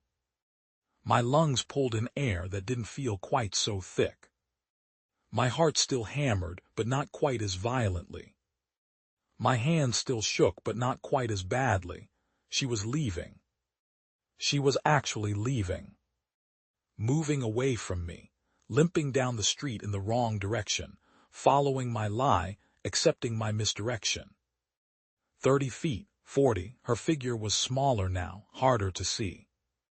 The darkness swallowing her gradually, that white dress becoming a pale smudge against the black. Still moving, still limping away, still not turning, still not looking back. Relief flooded through me. Desperate, dizzying relief that made my knees weak and my vision blur. A window, I had a window. A chance. A moment to move, to run, to get away while she was going in the wrong direction. While the distance between us grew, while she believed the lie. But even as the relief washed over me, even as my body prepared to move, to run, to take advantage of this impossible reprieve, another part of my brain whispered something cold and terrible. This was temporary, this wasn't escape, this was delay. She would reach the convenience store eventually. She would realize there was no one there. No one going inside, no one coming out. She would realize the lie. And she would turn around. She would come back. She would find me. This wasn't safety. This wasn't escape. This was borrowed time, a brief window. A temporary reprieve from something inevitable. But for now, right now, she was walking away. Growing smaller, disappearing into the darkness. And I had seconds, maybe minutes, to decide what to do with this impossible gift of distance. I ran. The decision happened before thought could catch up. Before rational consideration. Before planning or strategy or anything resembling coherent choice. The moment her figure disappeared far enough into the darkness. The moment that distance between us stretched to 50 feet, 60 feet. My body simply moved. Legs pumping, arms swinging, feet slapping concrete in desperate rhythm. I ran toward home, my actual home, the real direction. The opposite way from where she limped into the shadows. Every muscle screamed protest. My legs were lead. My lungs were fire. The exhaustion I'd been carrying for blocks, for what felt like hours, should have made running impossible. Should have dropped me to the pavement after 3 steps. But adrenaline is a miracle drug. Terror is a powerful fuel. The body finds reserves when death walks behind you. When survival becomes the only thing that matters. I ran faster than I'd ever run in my life. The backpack bounced against my spine. My school shoes weren't made for sprinting. My throat burned with each gasping breath. My vision narrowed to tunnel focus, the street ahead, the path home. Nothing else mattered, nothing else existed. Home was close, maybe 4 blocks. Maybe 5. I'd been circling, delaying, trying to protect my family by staying away. But now distance was the only thing keeping me alive. The only thing between me and that white dress and those searching eyes and those terrible questions about a daughter who might not exist. My eyes scanned desperately as I ran. Cars, people, lights, help, anything, anyone. Someone who could see me. someone who could witness what was happening, someone who could call the police or offer shelter or just be present, so I wasn't alone with this nightmare. The street remained empty, impossibly horrifically empty. No cars passed. No headlights approached. No engines rumbled in the distance. The houses I sprinted past stayed dark. No porch lights flickered on. No curtains twitched.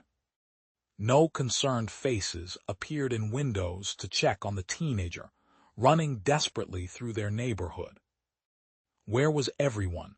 How could a suburban street be this abandoned, this lifeless?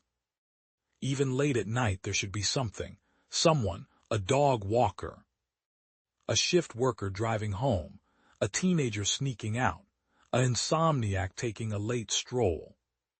Nothing, just me and the slapping of my feet, and the ragged gasping of my breath, and the darkness pressing in from all sides. Rational thought had abandoned me completely. The part of my brain that analyzed and questioned and tried to understand had shut down blocks ago. Now there was only animal instinct, only the primal drive to survive, to run, to escape, to reach safety before the predator caught up, 2 blocks from home. Maybe 3, I could picture it, my house, the front door, the porch light my mom always left on, my bedroom window, the familiar walls that had surrounded me my entire childhood. Safety, family, home. Hope flickered in my chest, fragile and desperate but real. I was going to make it. I was actually going to make it. The distance was closing. The woman was walking in the wrong direction. I had time, I had space, I had a chance. My legs found another gear, speed I didn't know I possessed. The exhaustion fell away. The pain became background noise. Home was right there, right ahead. So close I could almost touch it, almost safe. Almost, the scream cut through the night like a blade through silk. Distant but clear, carrying across the empty street with perfect, terrible clarity. A woman's voice, her voice, rising from somewhere behind me. Somewhere far back in the darkness where I'd sent her, where she'd been walking away, where she'd been moving in the wrong direction. But it wasn't a scream of pain or fear or confusion. It was a scream of discovery, of triumph, of finding. She's here. The words hit me like a physical blow, like a fist to the chest.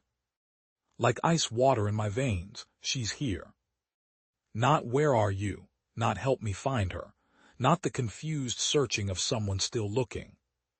She's here, present tense, discovered, found. My legs kept moving but my mind shattered. Complete fragmentation, every thought splintering into 1,000 pieces that made no sense.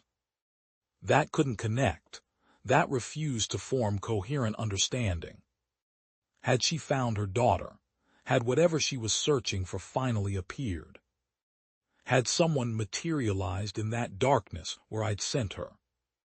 Or had she realized the lie, understood the misdirection, figured out that no one had walked toward any convenience store, that I'd tricked her, deceived her, sent her away with false information? And if she knew I'd lied, what did "she's here" mean? Was she talking about me? Had she somehow circled back, gotten ahead of me? Was she waiting at my house? At my home? At the place I was running toward with every ounce of strength I possessed? The questions cascaded through my breaking mind, each one more terrible than the last. Each one pulling apart the fragile threads, holding my sanity together. My vision blurred, not from tears, not from exhaustion, from something deeper. Something fundamental failing inside my brain, the psychological equivalent of a system overload.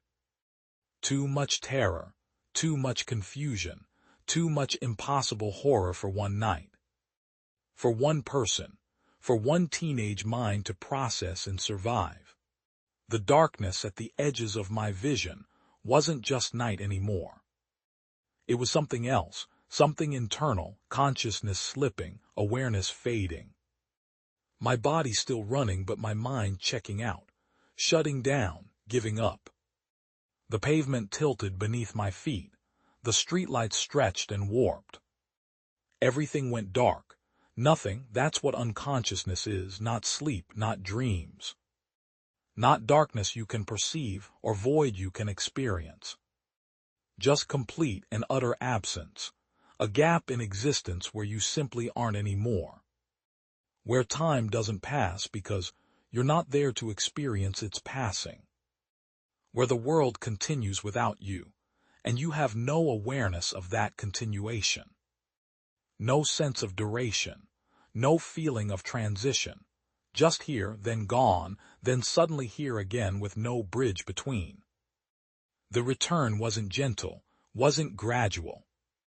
One moment I didn't exist and the next I did, and the shock of that transition felt like being born. Like being thrust back into a body I'd forgotten I had. Into sensations I'd lost all memory of possessing. Wait, that came first. The heaviness of my own limbs, the pressure of surface beneath me. Gravity pulling at flesh and bone. My body existing in space again after that infinite moment of not existing at all. Then sound, muffled at first, distant, like listening through water or thick glass. Voices maybe, movement, the world happening around me while I struggled to rejoin it. To remember how to be conscious, how to be aware, light filtered through my closed eyelids. Warm, familiar somehow, not the harsh glare of streetlights. Not the oppressive darkness of that endless walk, something softer. Something that didn't trigger the immediate spike of terror I'd been carrying for hours. My eyelids felt impossibly heavy. Opening them took effort, concentration. The kind of simple task that suddenly felt monumental, complicated. When they finally cracked apart, the light stabbed in but gently, carefully. Not trying to hurt me, the ceiling above me was wrong. No, not wrong, right, familiar. The water stain in the corner that my parents kept meaning to fix. The light fixture we'd installed 2 years ago. My ceiling, my house, my home. I turned my head slowly. Every movement felt thick, sluggish. Like moving through honey or wet concrete. The living room materialized around me in fragments. The couch beneath me, the coffee table, the television, the family photos on the wall. Everything exactly where it should be. Everything safe and normal and impossible.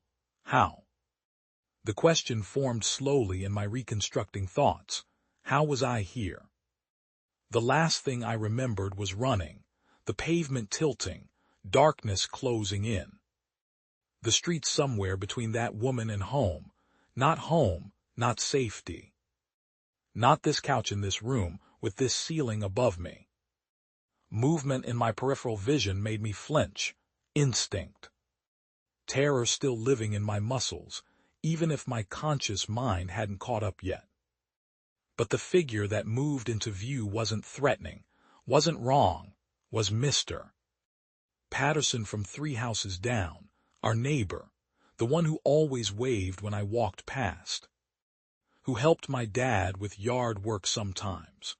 Who existed in that comfortable category of known and safe and normal.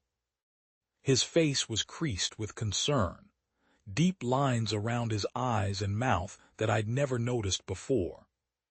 He was holding a glass of water and moved slowly, carefully. Like approaching something fragile that might shatter. Easy, he said. His voice was gentle, quiet, the voice you use with frightened animals or sick children. You're okay, you're home, you're safe. Safe, the word felt foreign, impossible. A concept I'd lost somewhere in that endless darkness. In that walk that had stretched beyond time and reason. But looking around the familiar room, feeling the familiar couch beneath me. Seeing this familiar face, Some part of me wanted desperately to believe it. What happened? My voice came out broken, raspy, like I'd been screaming for hours. Maybe I had, I couldn't remember. The gap in my memory was terrifying. A blank space where experience should be. Mr. Patterson set the water down on the coffee table, pulled up the armchair, sat down with that same careful gentleness. Like any sudden movement might break me. "I found you," he said. "About 2 blocks from here. You were collapsed on the sidewalk, completely out. I was driving home from my late shift and almost didn't see you in the dark. 2 blocks. I'd made it 2 blocks from where I'd passed out. 2 blocks closer to home than my last coherent memory. My body had kept moving even as my mind shut down. Survival instinct carrying me forward while consciousness fled. I tried to wake you," he continued, "but you were completely unresponsive. I was about to call an ambulance when I recognized you. Realized you lived just down the street. Figured it might be faster to just get you home. Get you somewhere safe and familiar. He'd carried me." The thought materialized slowly. This neighbor I barely knew had found me unconscious on the street, and instead of leaving me there, instead of just calling for help and waiting, he'd physically carried me home. Brought me to safety, put me on this couch, stayed to make sure I was okay. Gratitude crashed through me like a wave, so powerful it almost hurt. Almost brought tears. I'd been too terrified to cry during that entire horrible walk. This man had saved me. Had found me at my most vulnerable, and instead of being another threat, another wrong thing in a night full of wrong things, he'd been exactly what I needed. Safety, help, rescue, thank you. The words felt inadequate. Insufficient for what he'd done, but they were all I had. Thank you so much. I don't know what would have happened if you hadn't found me, Mr. Patterson's expression softened, some of the concern easing into relief. You were running from something. Even unconscious, you looked terrified. What happened out there? The question hung in the air between us. The invitation to explain, to share the horror I'd experienced, to make sense of that impossible walk, and that woman and those questions that had no answers. My mouth opened, the story waiting to pour out, but before I could speak, Mr. Patterson raised his hand, a gentle gesture stopping me. His expression shifted, the relief fading into something else, something heavier, more complicated. Concern mixed with knowledge, understanding mixed with reluctance. "Before you tell me what happened," he said slowly, "I think I need to tell you something first. Something about this neighborhood, about the route you take home from school." I closed my mouth. Waited, my heart rate picking up again despite the safety of this living room. Despite the warmth and the light, and the solid reality of everything around me. "You saw something tonight," he continued, not a question, a statement. A certainty that sent fresh chills down my spine. Something that scared you. Something that shouldn't exist but did anyway. I nodded, unable to speak. Unable to do anything but confirm what he somehow already knew. Mr. Patterson leaned forward, elbows on his knees, his face serious.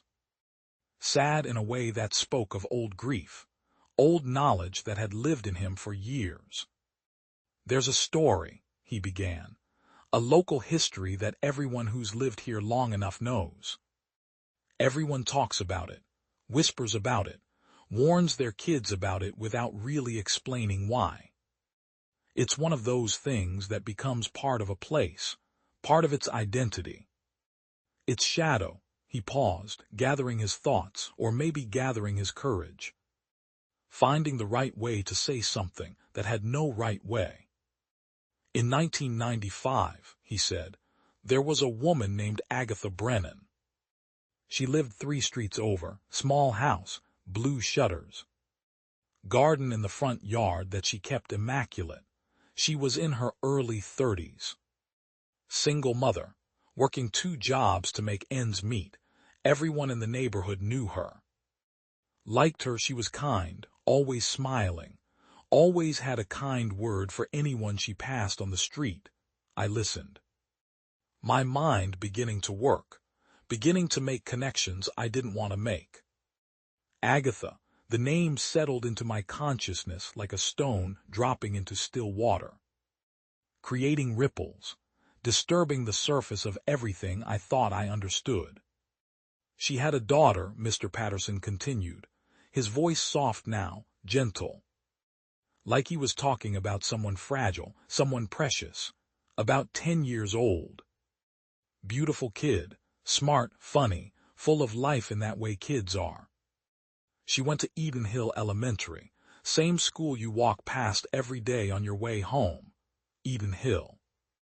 The school I'd passed tonight, the school where the streetlight had flickered, where the world had started feeling wrong, where everything had begun to shift into nightmare. The daughter was a good student, he said, popular, lots of friends. Involved in everything, drama club, art class, soccer team. She was one of those kids who just seemed to light up whatever room she walked into. Made everything better just by being there. He was building a picture, creating an image of real people, a real family, a real life that had existed in this neighborhood. On these streets, in this normal, everyday place where normal, everyday things happened. Agatha, early 30s, single mother, working hard, loving her daughter, living her life. A daughter 10 years old, happy, thriving, going to school every day. Walking these same sidewalks I walked, normal people, normal life. The kind of existence that should have continued, should have stretched forward into years and decades of more normalcy. More ordinary days and ordinary problems and ordinary joys. But Mr. Patterson's tone told me it hadn't. His expression told me something had gone wrong. Had shattered that normalcy. Had turned those ordinary lives into a story that neighbors whispered about 28 years later. My mind was making connections now, faster than I wanted it to. The woman on the street, the woman who'd asked about my daughter, who'd looked at me with such desperate hope, such agonizing need, Agatha. The realization formed slowly, solidifying like ice crystals forming in cold water. Starting as possibility, becoming probability, then certainty. The woman I'd encountered, the woman who'd followed me, who'd asked those horrible questions, who'd existed in that space between real and unreal. That had been Agatha Brennan. I could see it now, feel it. The connection forming in my gut, in that place where instinct lived, where truth registered before logic could catch up. Mr. Patterson watched me, saw the understanding dawn on my face, the recognition, the horror of comprehension. You saw her, he said quietly, not asking, knowing. You saw Agatha, I nodded. My throat tight, my eyes stinging with tears I didn't fully understand yet. Tears for a woman I'd never met, a woman who died before I was born, a woman who terrified me so completely just hours ago. But she wasn't just a ghost now, wasn't just a horror. She was becoming something else, someone else, a real person with a real history, a real life that had been lived in this place. What happened to her? I whispered. The question I had to ask, the question I already dreaded the answer to. What happened to her daughter? Mr. Patterson's expression crumpled, just slightly. Just enough to show the weight of what he was about to say. The tragedy he was about to share. The horror that had turned Agatha Brennan from a living woman into a whispered story. Into something that walked the streets at night, looking, searching. asking questions that could never be answered. "That's the hard part," he said. His voice barely above a whisper now, heavy with old grief, community grief. The kind of sorrow that settled into a place and never really left. That's the part that made this story what it is. That turned a neighborhood tragedy into something else. Something that's never really ended. He took a breath, steadying himself. "One afternoon in October," he began, "Agatha's daughter never came home from school." The words hung in the air. Heavy, inevitable. One afternoon in October, never came home from school. The same words parents whispered in nightmares. The same fear that lived in every mother's heart. Every father's worst imagination. I felt my chest tighten, knowing what was coming. Knowing and dreading it equally. Mr. Patterson's eyes had gone distant. Seeing something that happened decades ago. Something he'd probably heard about as a young man. Something the neighborhood had carried with them ever since. A story told and retold, until it became part of the place itself. Part of its identity, its history, its haunting. "She was 7 years old," he continued. His voice soft but clear, each word deliberate, careful. "The way you speak about the dead, about children, about tragedy. Emma Brennan. Sweet little girl, everyone knew her, everyone loved her. The kind of child who said hello to neighbors, who helped carry groceries, who drew pictures and left them on doorsteps. I could picture her. Could see her in my mind. A little girl with her mother's dark hair maybe. Her mother's eyes, walking these same streets, playing in these same yards. Living a normal life, a childhood, not knowing how short it would be. How suddenly it would end. That day was beautiful," Mr. Patterson said. "Indian summer, warm and golden, the kind of October day that feels like a gift. The children were playing in the park, the one on Maple Street." "You know the one," I nodded. "I'd passed it hundreds of times, seen kids on the swings. On the slide, running through the grass, never thinking about what had happened there. What tragedy had unfolded on ground that looked so innocent, so safe." "Emma was with her friends," he continued, 4 or 5 of them. "Playing near the old oak tree, the big one that's still there. They were climbing. The way children do, the way they always have, branches that seemed made for small hands. Small feet, a tree that had held generations of children safely. But not that day. I could feel it coming, the moment when everything changed. When safe became dangerous, when play became tragedy.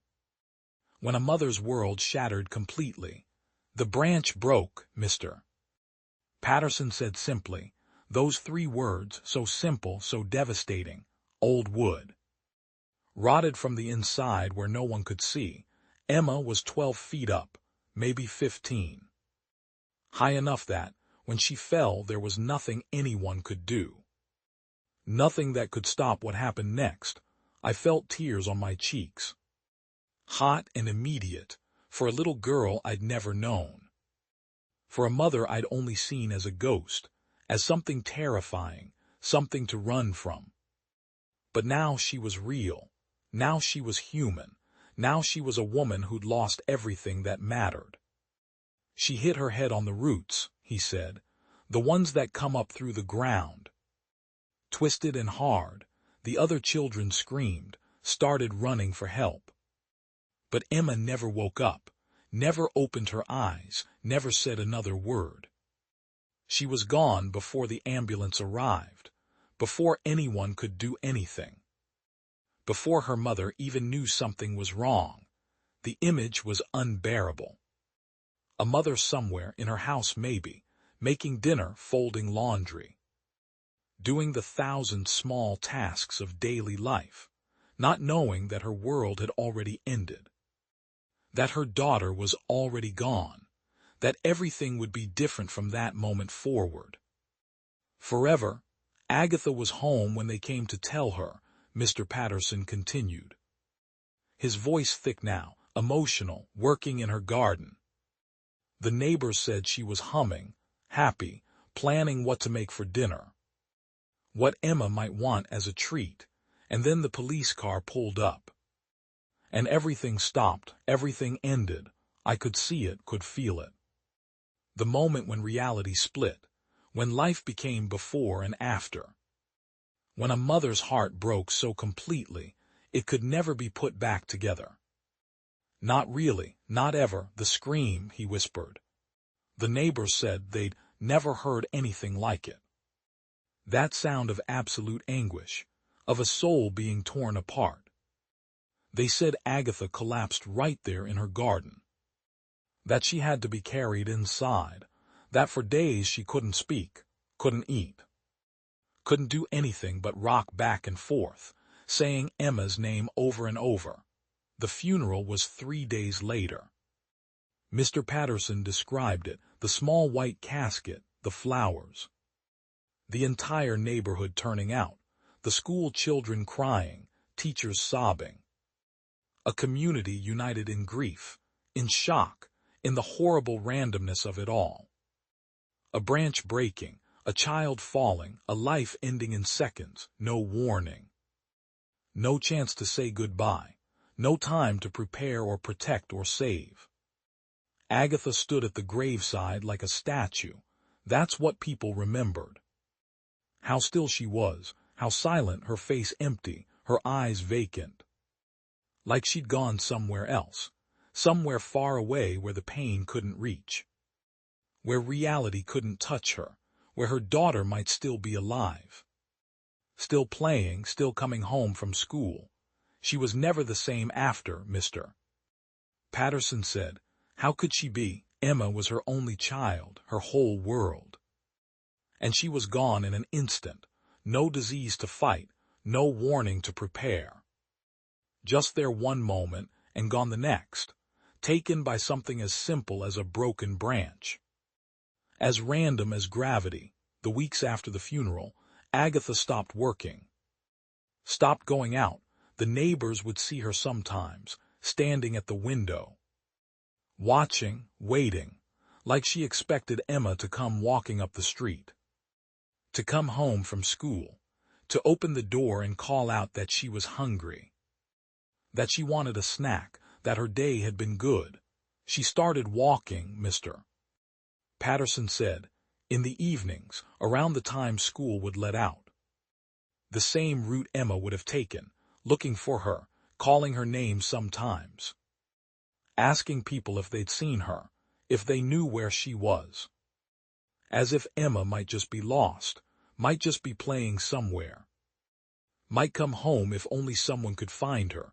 I understood now, finally.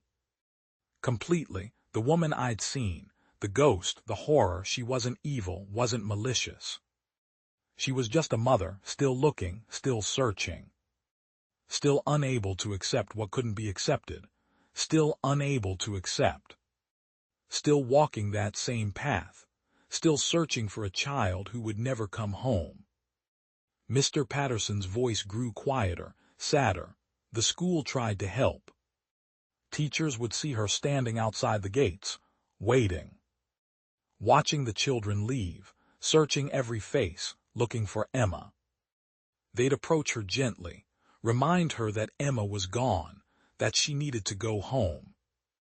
That standing there wouldn't bring her back, but Agatha would just stare at them. Through them like she couldn't hear, like she was somewhere else entirely. The coffee had gone cold in my hands. I didn't care. She'd wait until every child had left, he continued. Until the playground was empty, the building locked up. Then she'd walk the route home, the same route Emma would have taken. Stopping at every corner, every tree, calling out softly, Emma, Emma, where are you? Emma, it's time to come home. People would cross the street to avoid her. It was too painful to watch, too heartbreaking to see a mother so broken. So lost in her grief that reality couldn't reach her anymore. I thought of the figure I'd seen. The twisted posture, the desperate searching, the way she'd moved with such purpose. Such terrible, single-minded focus. Her sister came to stay with her, Mr. Patterson said, tried to get her to eat, to sleep, to accept help. But Agatha refused everything. She'd sit at the window all day, watching, waiting. Then when afternoon came, she'd be out the door, walking, searching. Her sister would find her sometimes after dark, miles from home, still walking. Still calling Emma's name, still looking. The room felt colder, darker. Like the weight of the story was pressing down on everything. She stopped eating properly, stopped sleeping. Her sister said she'd wake in the night and find Agatha's bed empty. She'd be outside, in the rain, in the cold, walking the streets, checking the school. Looking in the playground, searching every shadow, every corner. As if Emma might be hiding, playing some game, waiting to be found. I could see it. The deterioration, the obsession, grief so powerful it consumed everything else. Every rational thought, every basic need, every connection to reality. The neighbors tried to intervene, he said, brought food, offered comfort. Tried to convince her to see a doctor, to get help, but Agatha was beyond help. Beyond comfort, beyond anything but the search. The endless, desperate search for a child who existed now only in memory.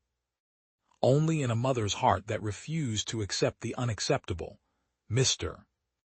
Patterson paused, took a breath. His next words came slowly, carefully.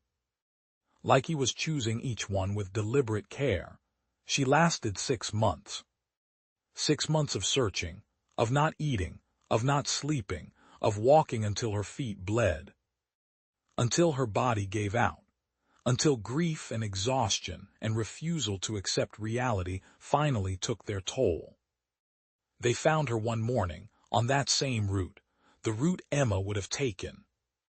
Collapsed on the sidewalk, still reaching forward, still searching. Even at the very end. The silence that followed was profound. Heavy, I couldn't speak, could barely breathe. Heart failure, the doctor said.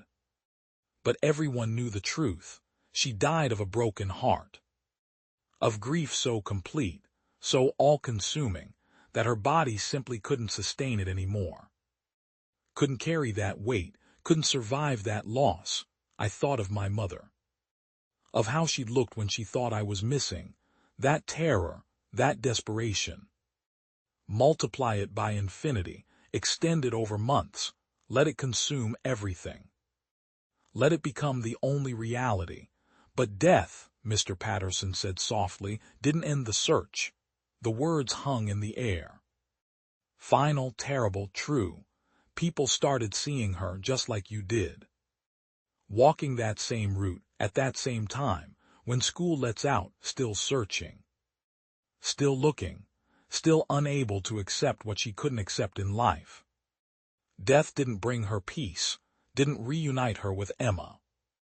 Didn't release her from the obsession, it just made it eternal.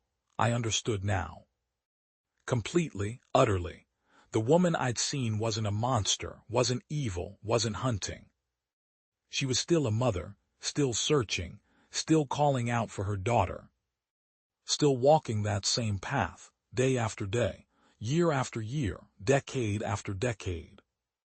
Unable to rest, unable to stop, unable to accept. The way she looks, Mr.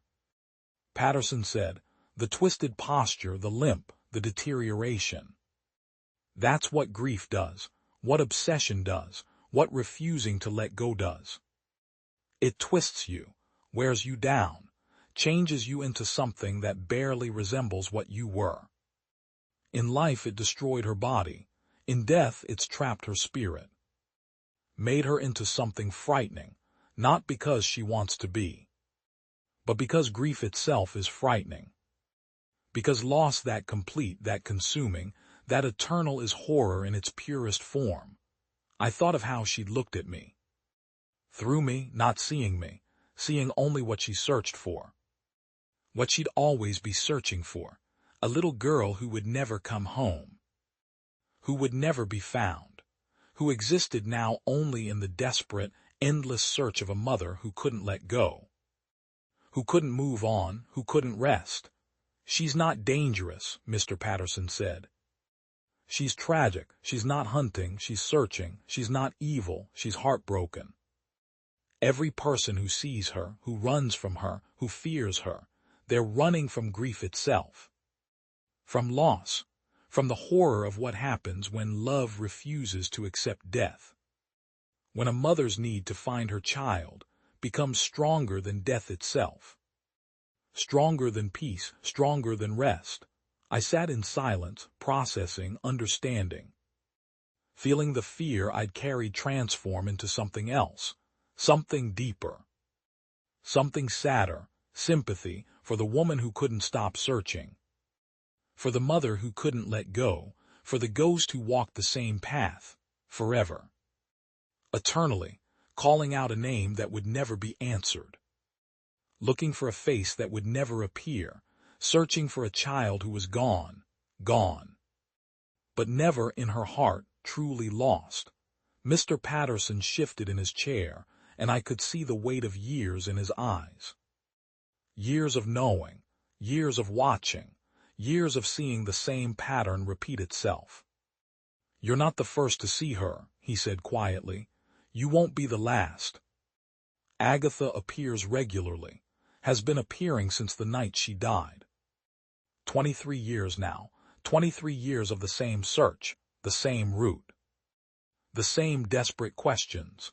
I leaned forward, needing to understand. Needing to know that what happened to me wasn't unique, wasn't isolated.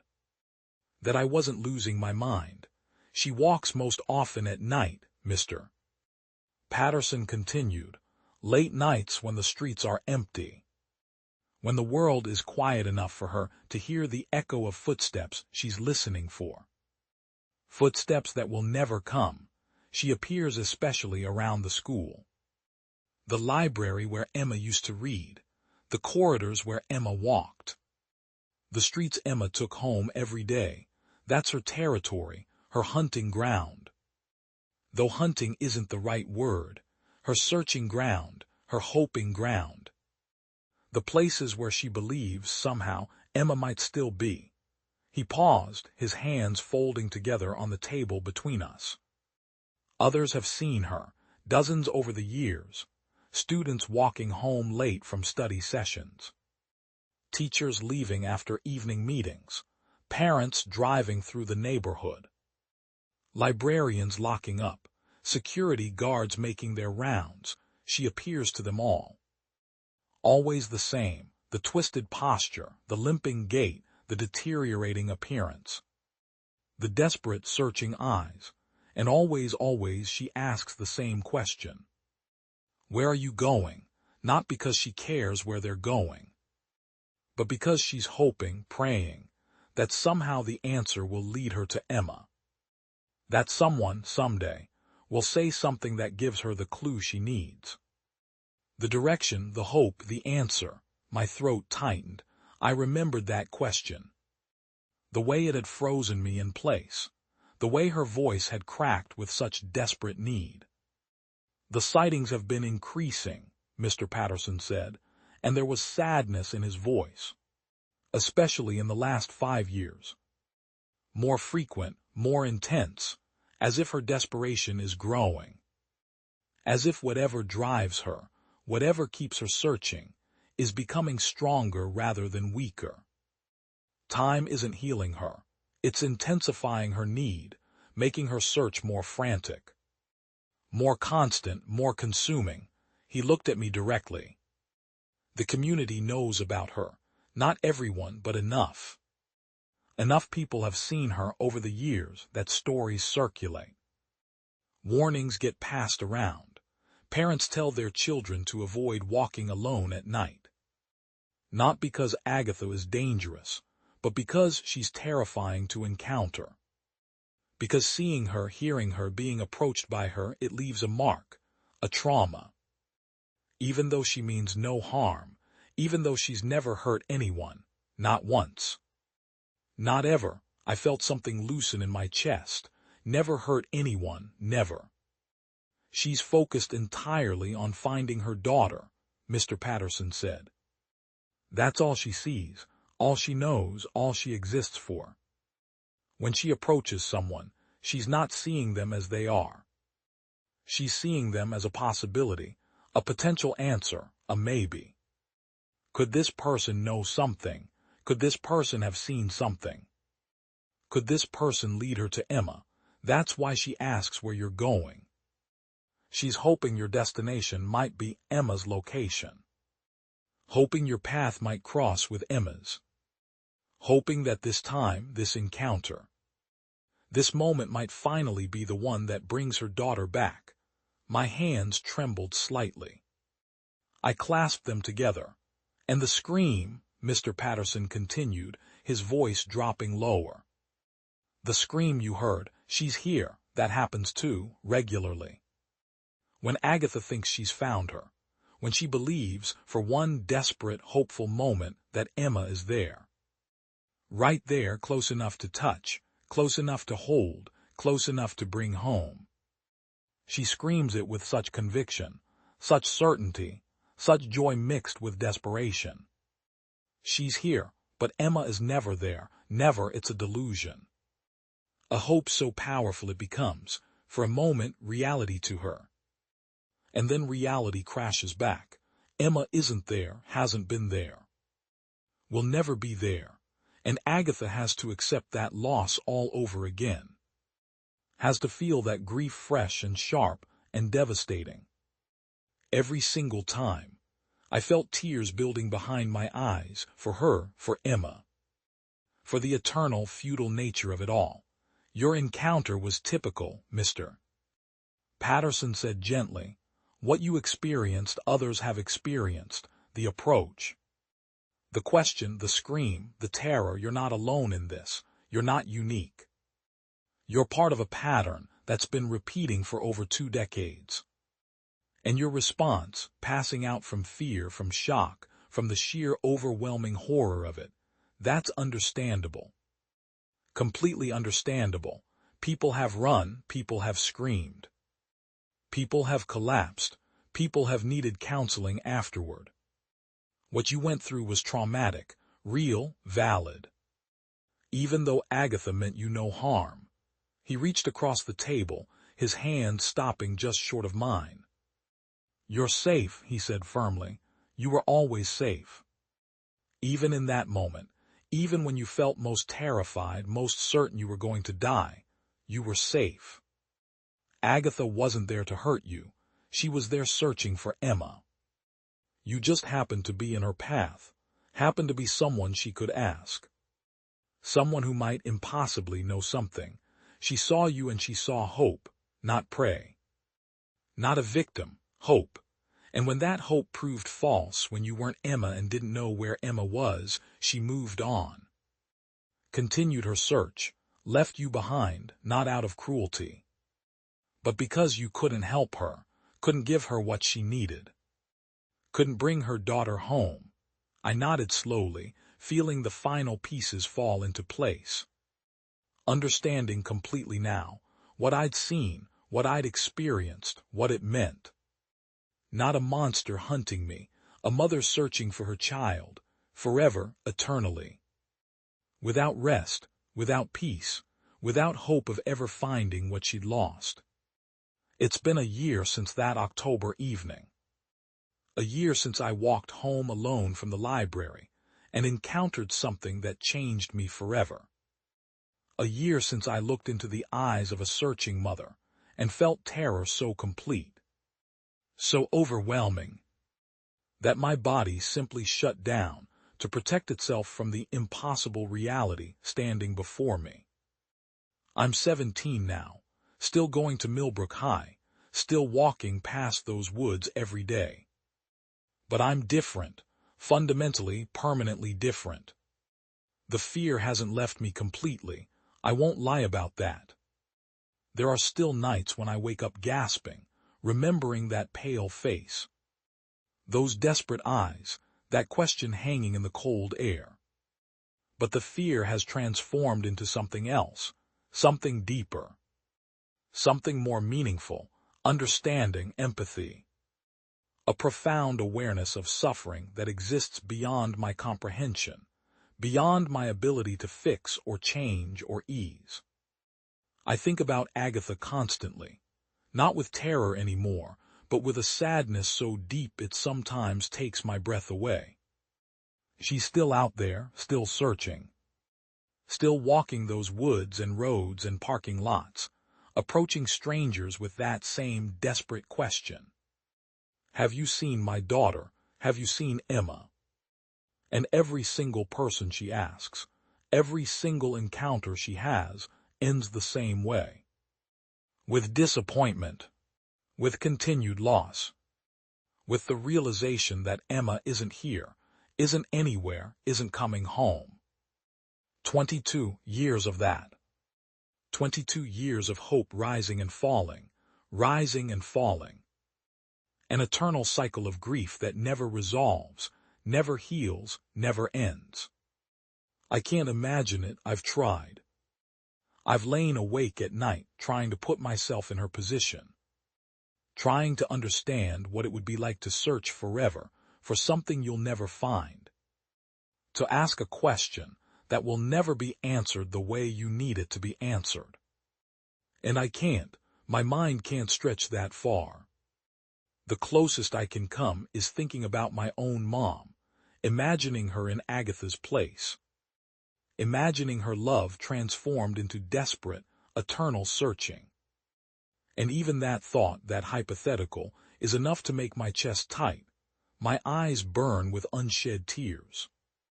Because that's what Agatha is. That's what I understand now that I didn't understand then. She's not evil, she's not malicious, she's not trying to hurt anyone, she's a mother. A mother whose love was so powerful, so absolute, so consuming that it survived her own death. That it bound her to this world, this place, this endless search. Her love became her curse, her devotion became her prison. And there's something both beautiful and devastating about that. Something that speaks to the power of maternal love. The depth of connection between parent and child. The way some bonds refuse to break even when death itself tries to sever them. I have privilege that Agatha doesn't. I'm alive. I can move forward. I can grow and change and experience new things and eventually, someday, leave this town behind. I have a future. Agatha doesn't. She has only the past, only the moment of loss, only the eternal present of searching. I can heal from my trauma. She can't heal from hers. And that awareness, that recognition of my own fortune compared to her eternal suffering, has changed how I see everything. My problems feel smaller now. My complaints feel petty. When I'm frustrated about homework or friend drama or college applications, I think about Agatha. About real loss, about real suffering, about what it means to be trapped forever in the worst moment of your existence. I never stay late at the library anymore. That's one concrete change. I make sure I'm walking home in daylight, in safety, in the company of others when possible. Not because I think Agatha will hurt me. I know now that she won't, but because those woods, those roads, that space is hers. It's her territory, her domain, her eternal searching ground, and I respect that. I respect her. I give her the space she needs to continue her impossible quest. It feels like the least I can do, the smallest gesture of acknowledgement for her suffering. Sometimes when I'm walking past the woods during the day, I feel her presence. Not seeing her, not encountering her directly, but just sensing that she's there. Searching, always searching, and I send her a thought, a wish, a hope that somehow, someday she finds peace. That whatever cosmic rules bind her to this endless search eventually release her. That she and Emma are reunited, wherever souls go when they finally rest. I don't know if she can hear my thoughts, I don't know if they matter. But I send them anyway, because witnessing someone's suffering, even supernatural suffering, creates a connection, creates responsibility, creates the obligation to care, to remember, to honor. This experience taught me something crucial about the supernatural, about ghosts, about hauntings. Not all of them are evil. Not all spirits that linger are malevolent or dangerous or seeking to harm the living. Some are just lost, some are just grieving. Some are just searching for something they'll never find. Bound by love or trauma or unfinished business to remain in a world that's moved on without them. And those spirits, those searching, suffering souls, they deserve our compassion, our understanding, our respect, not our terror, not our hatred, not our attempts to banish or destroy them. They're victims too. Victims of circumstance, of tragedy, of love that became a curse. I'm telling you this story for several reasons. First, as a warning. If you're ever in Millbrook, if you're ever near those woods on the east side of town, if you're ever approached by a pale woman asking about her daughter, know that you're safe. Know that she means you no harm. Know that your terror, while understandable, is unnecessary.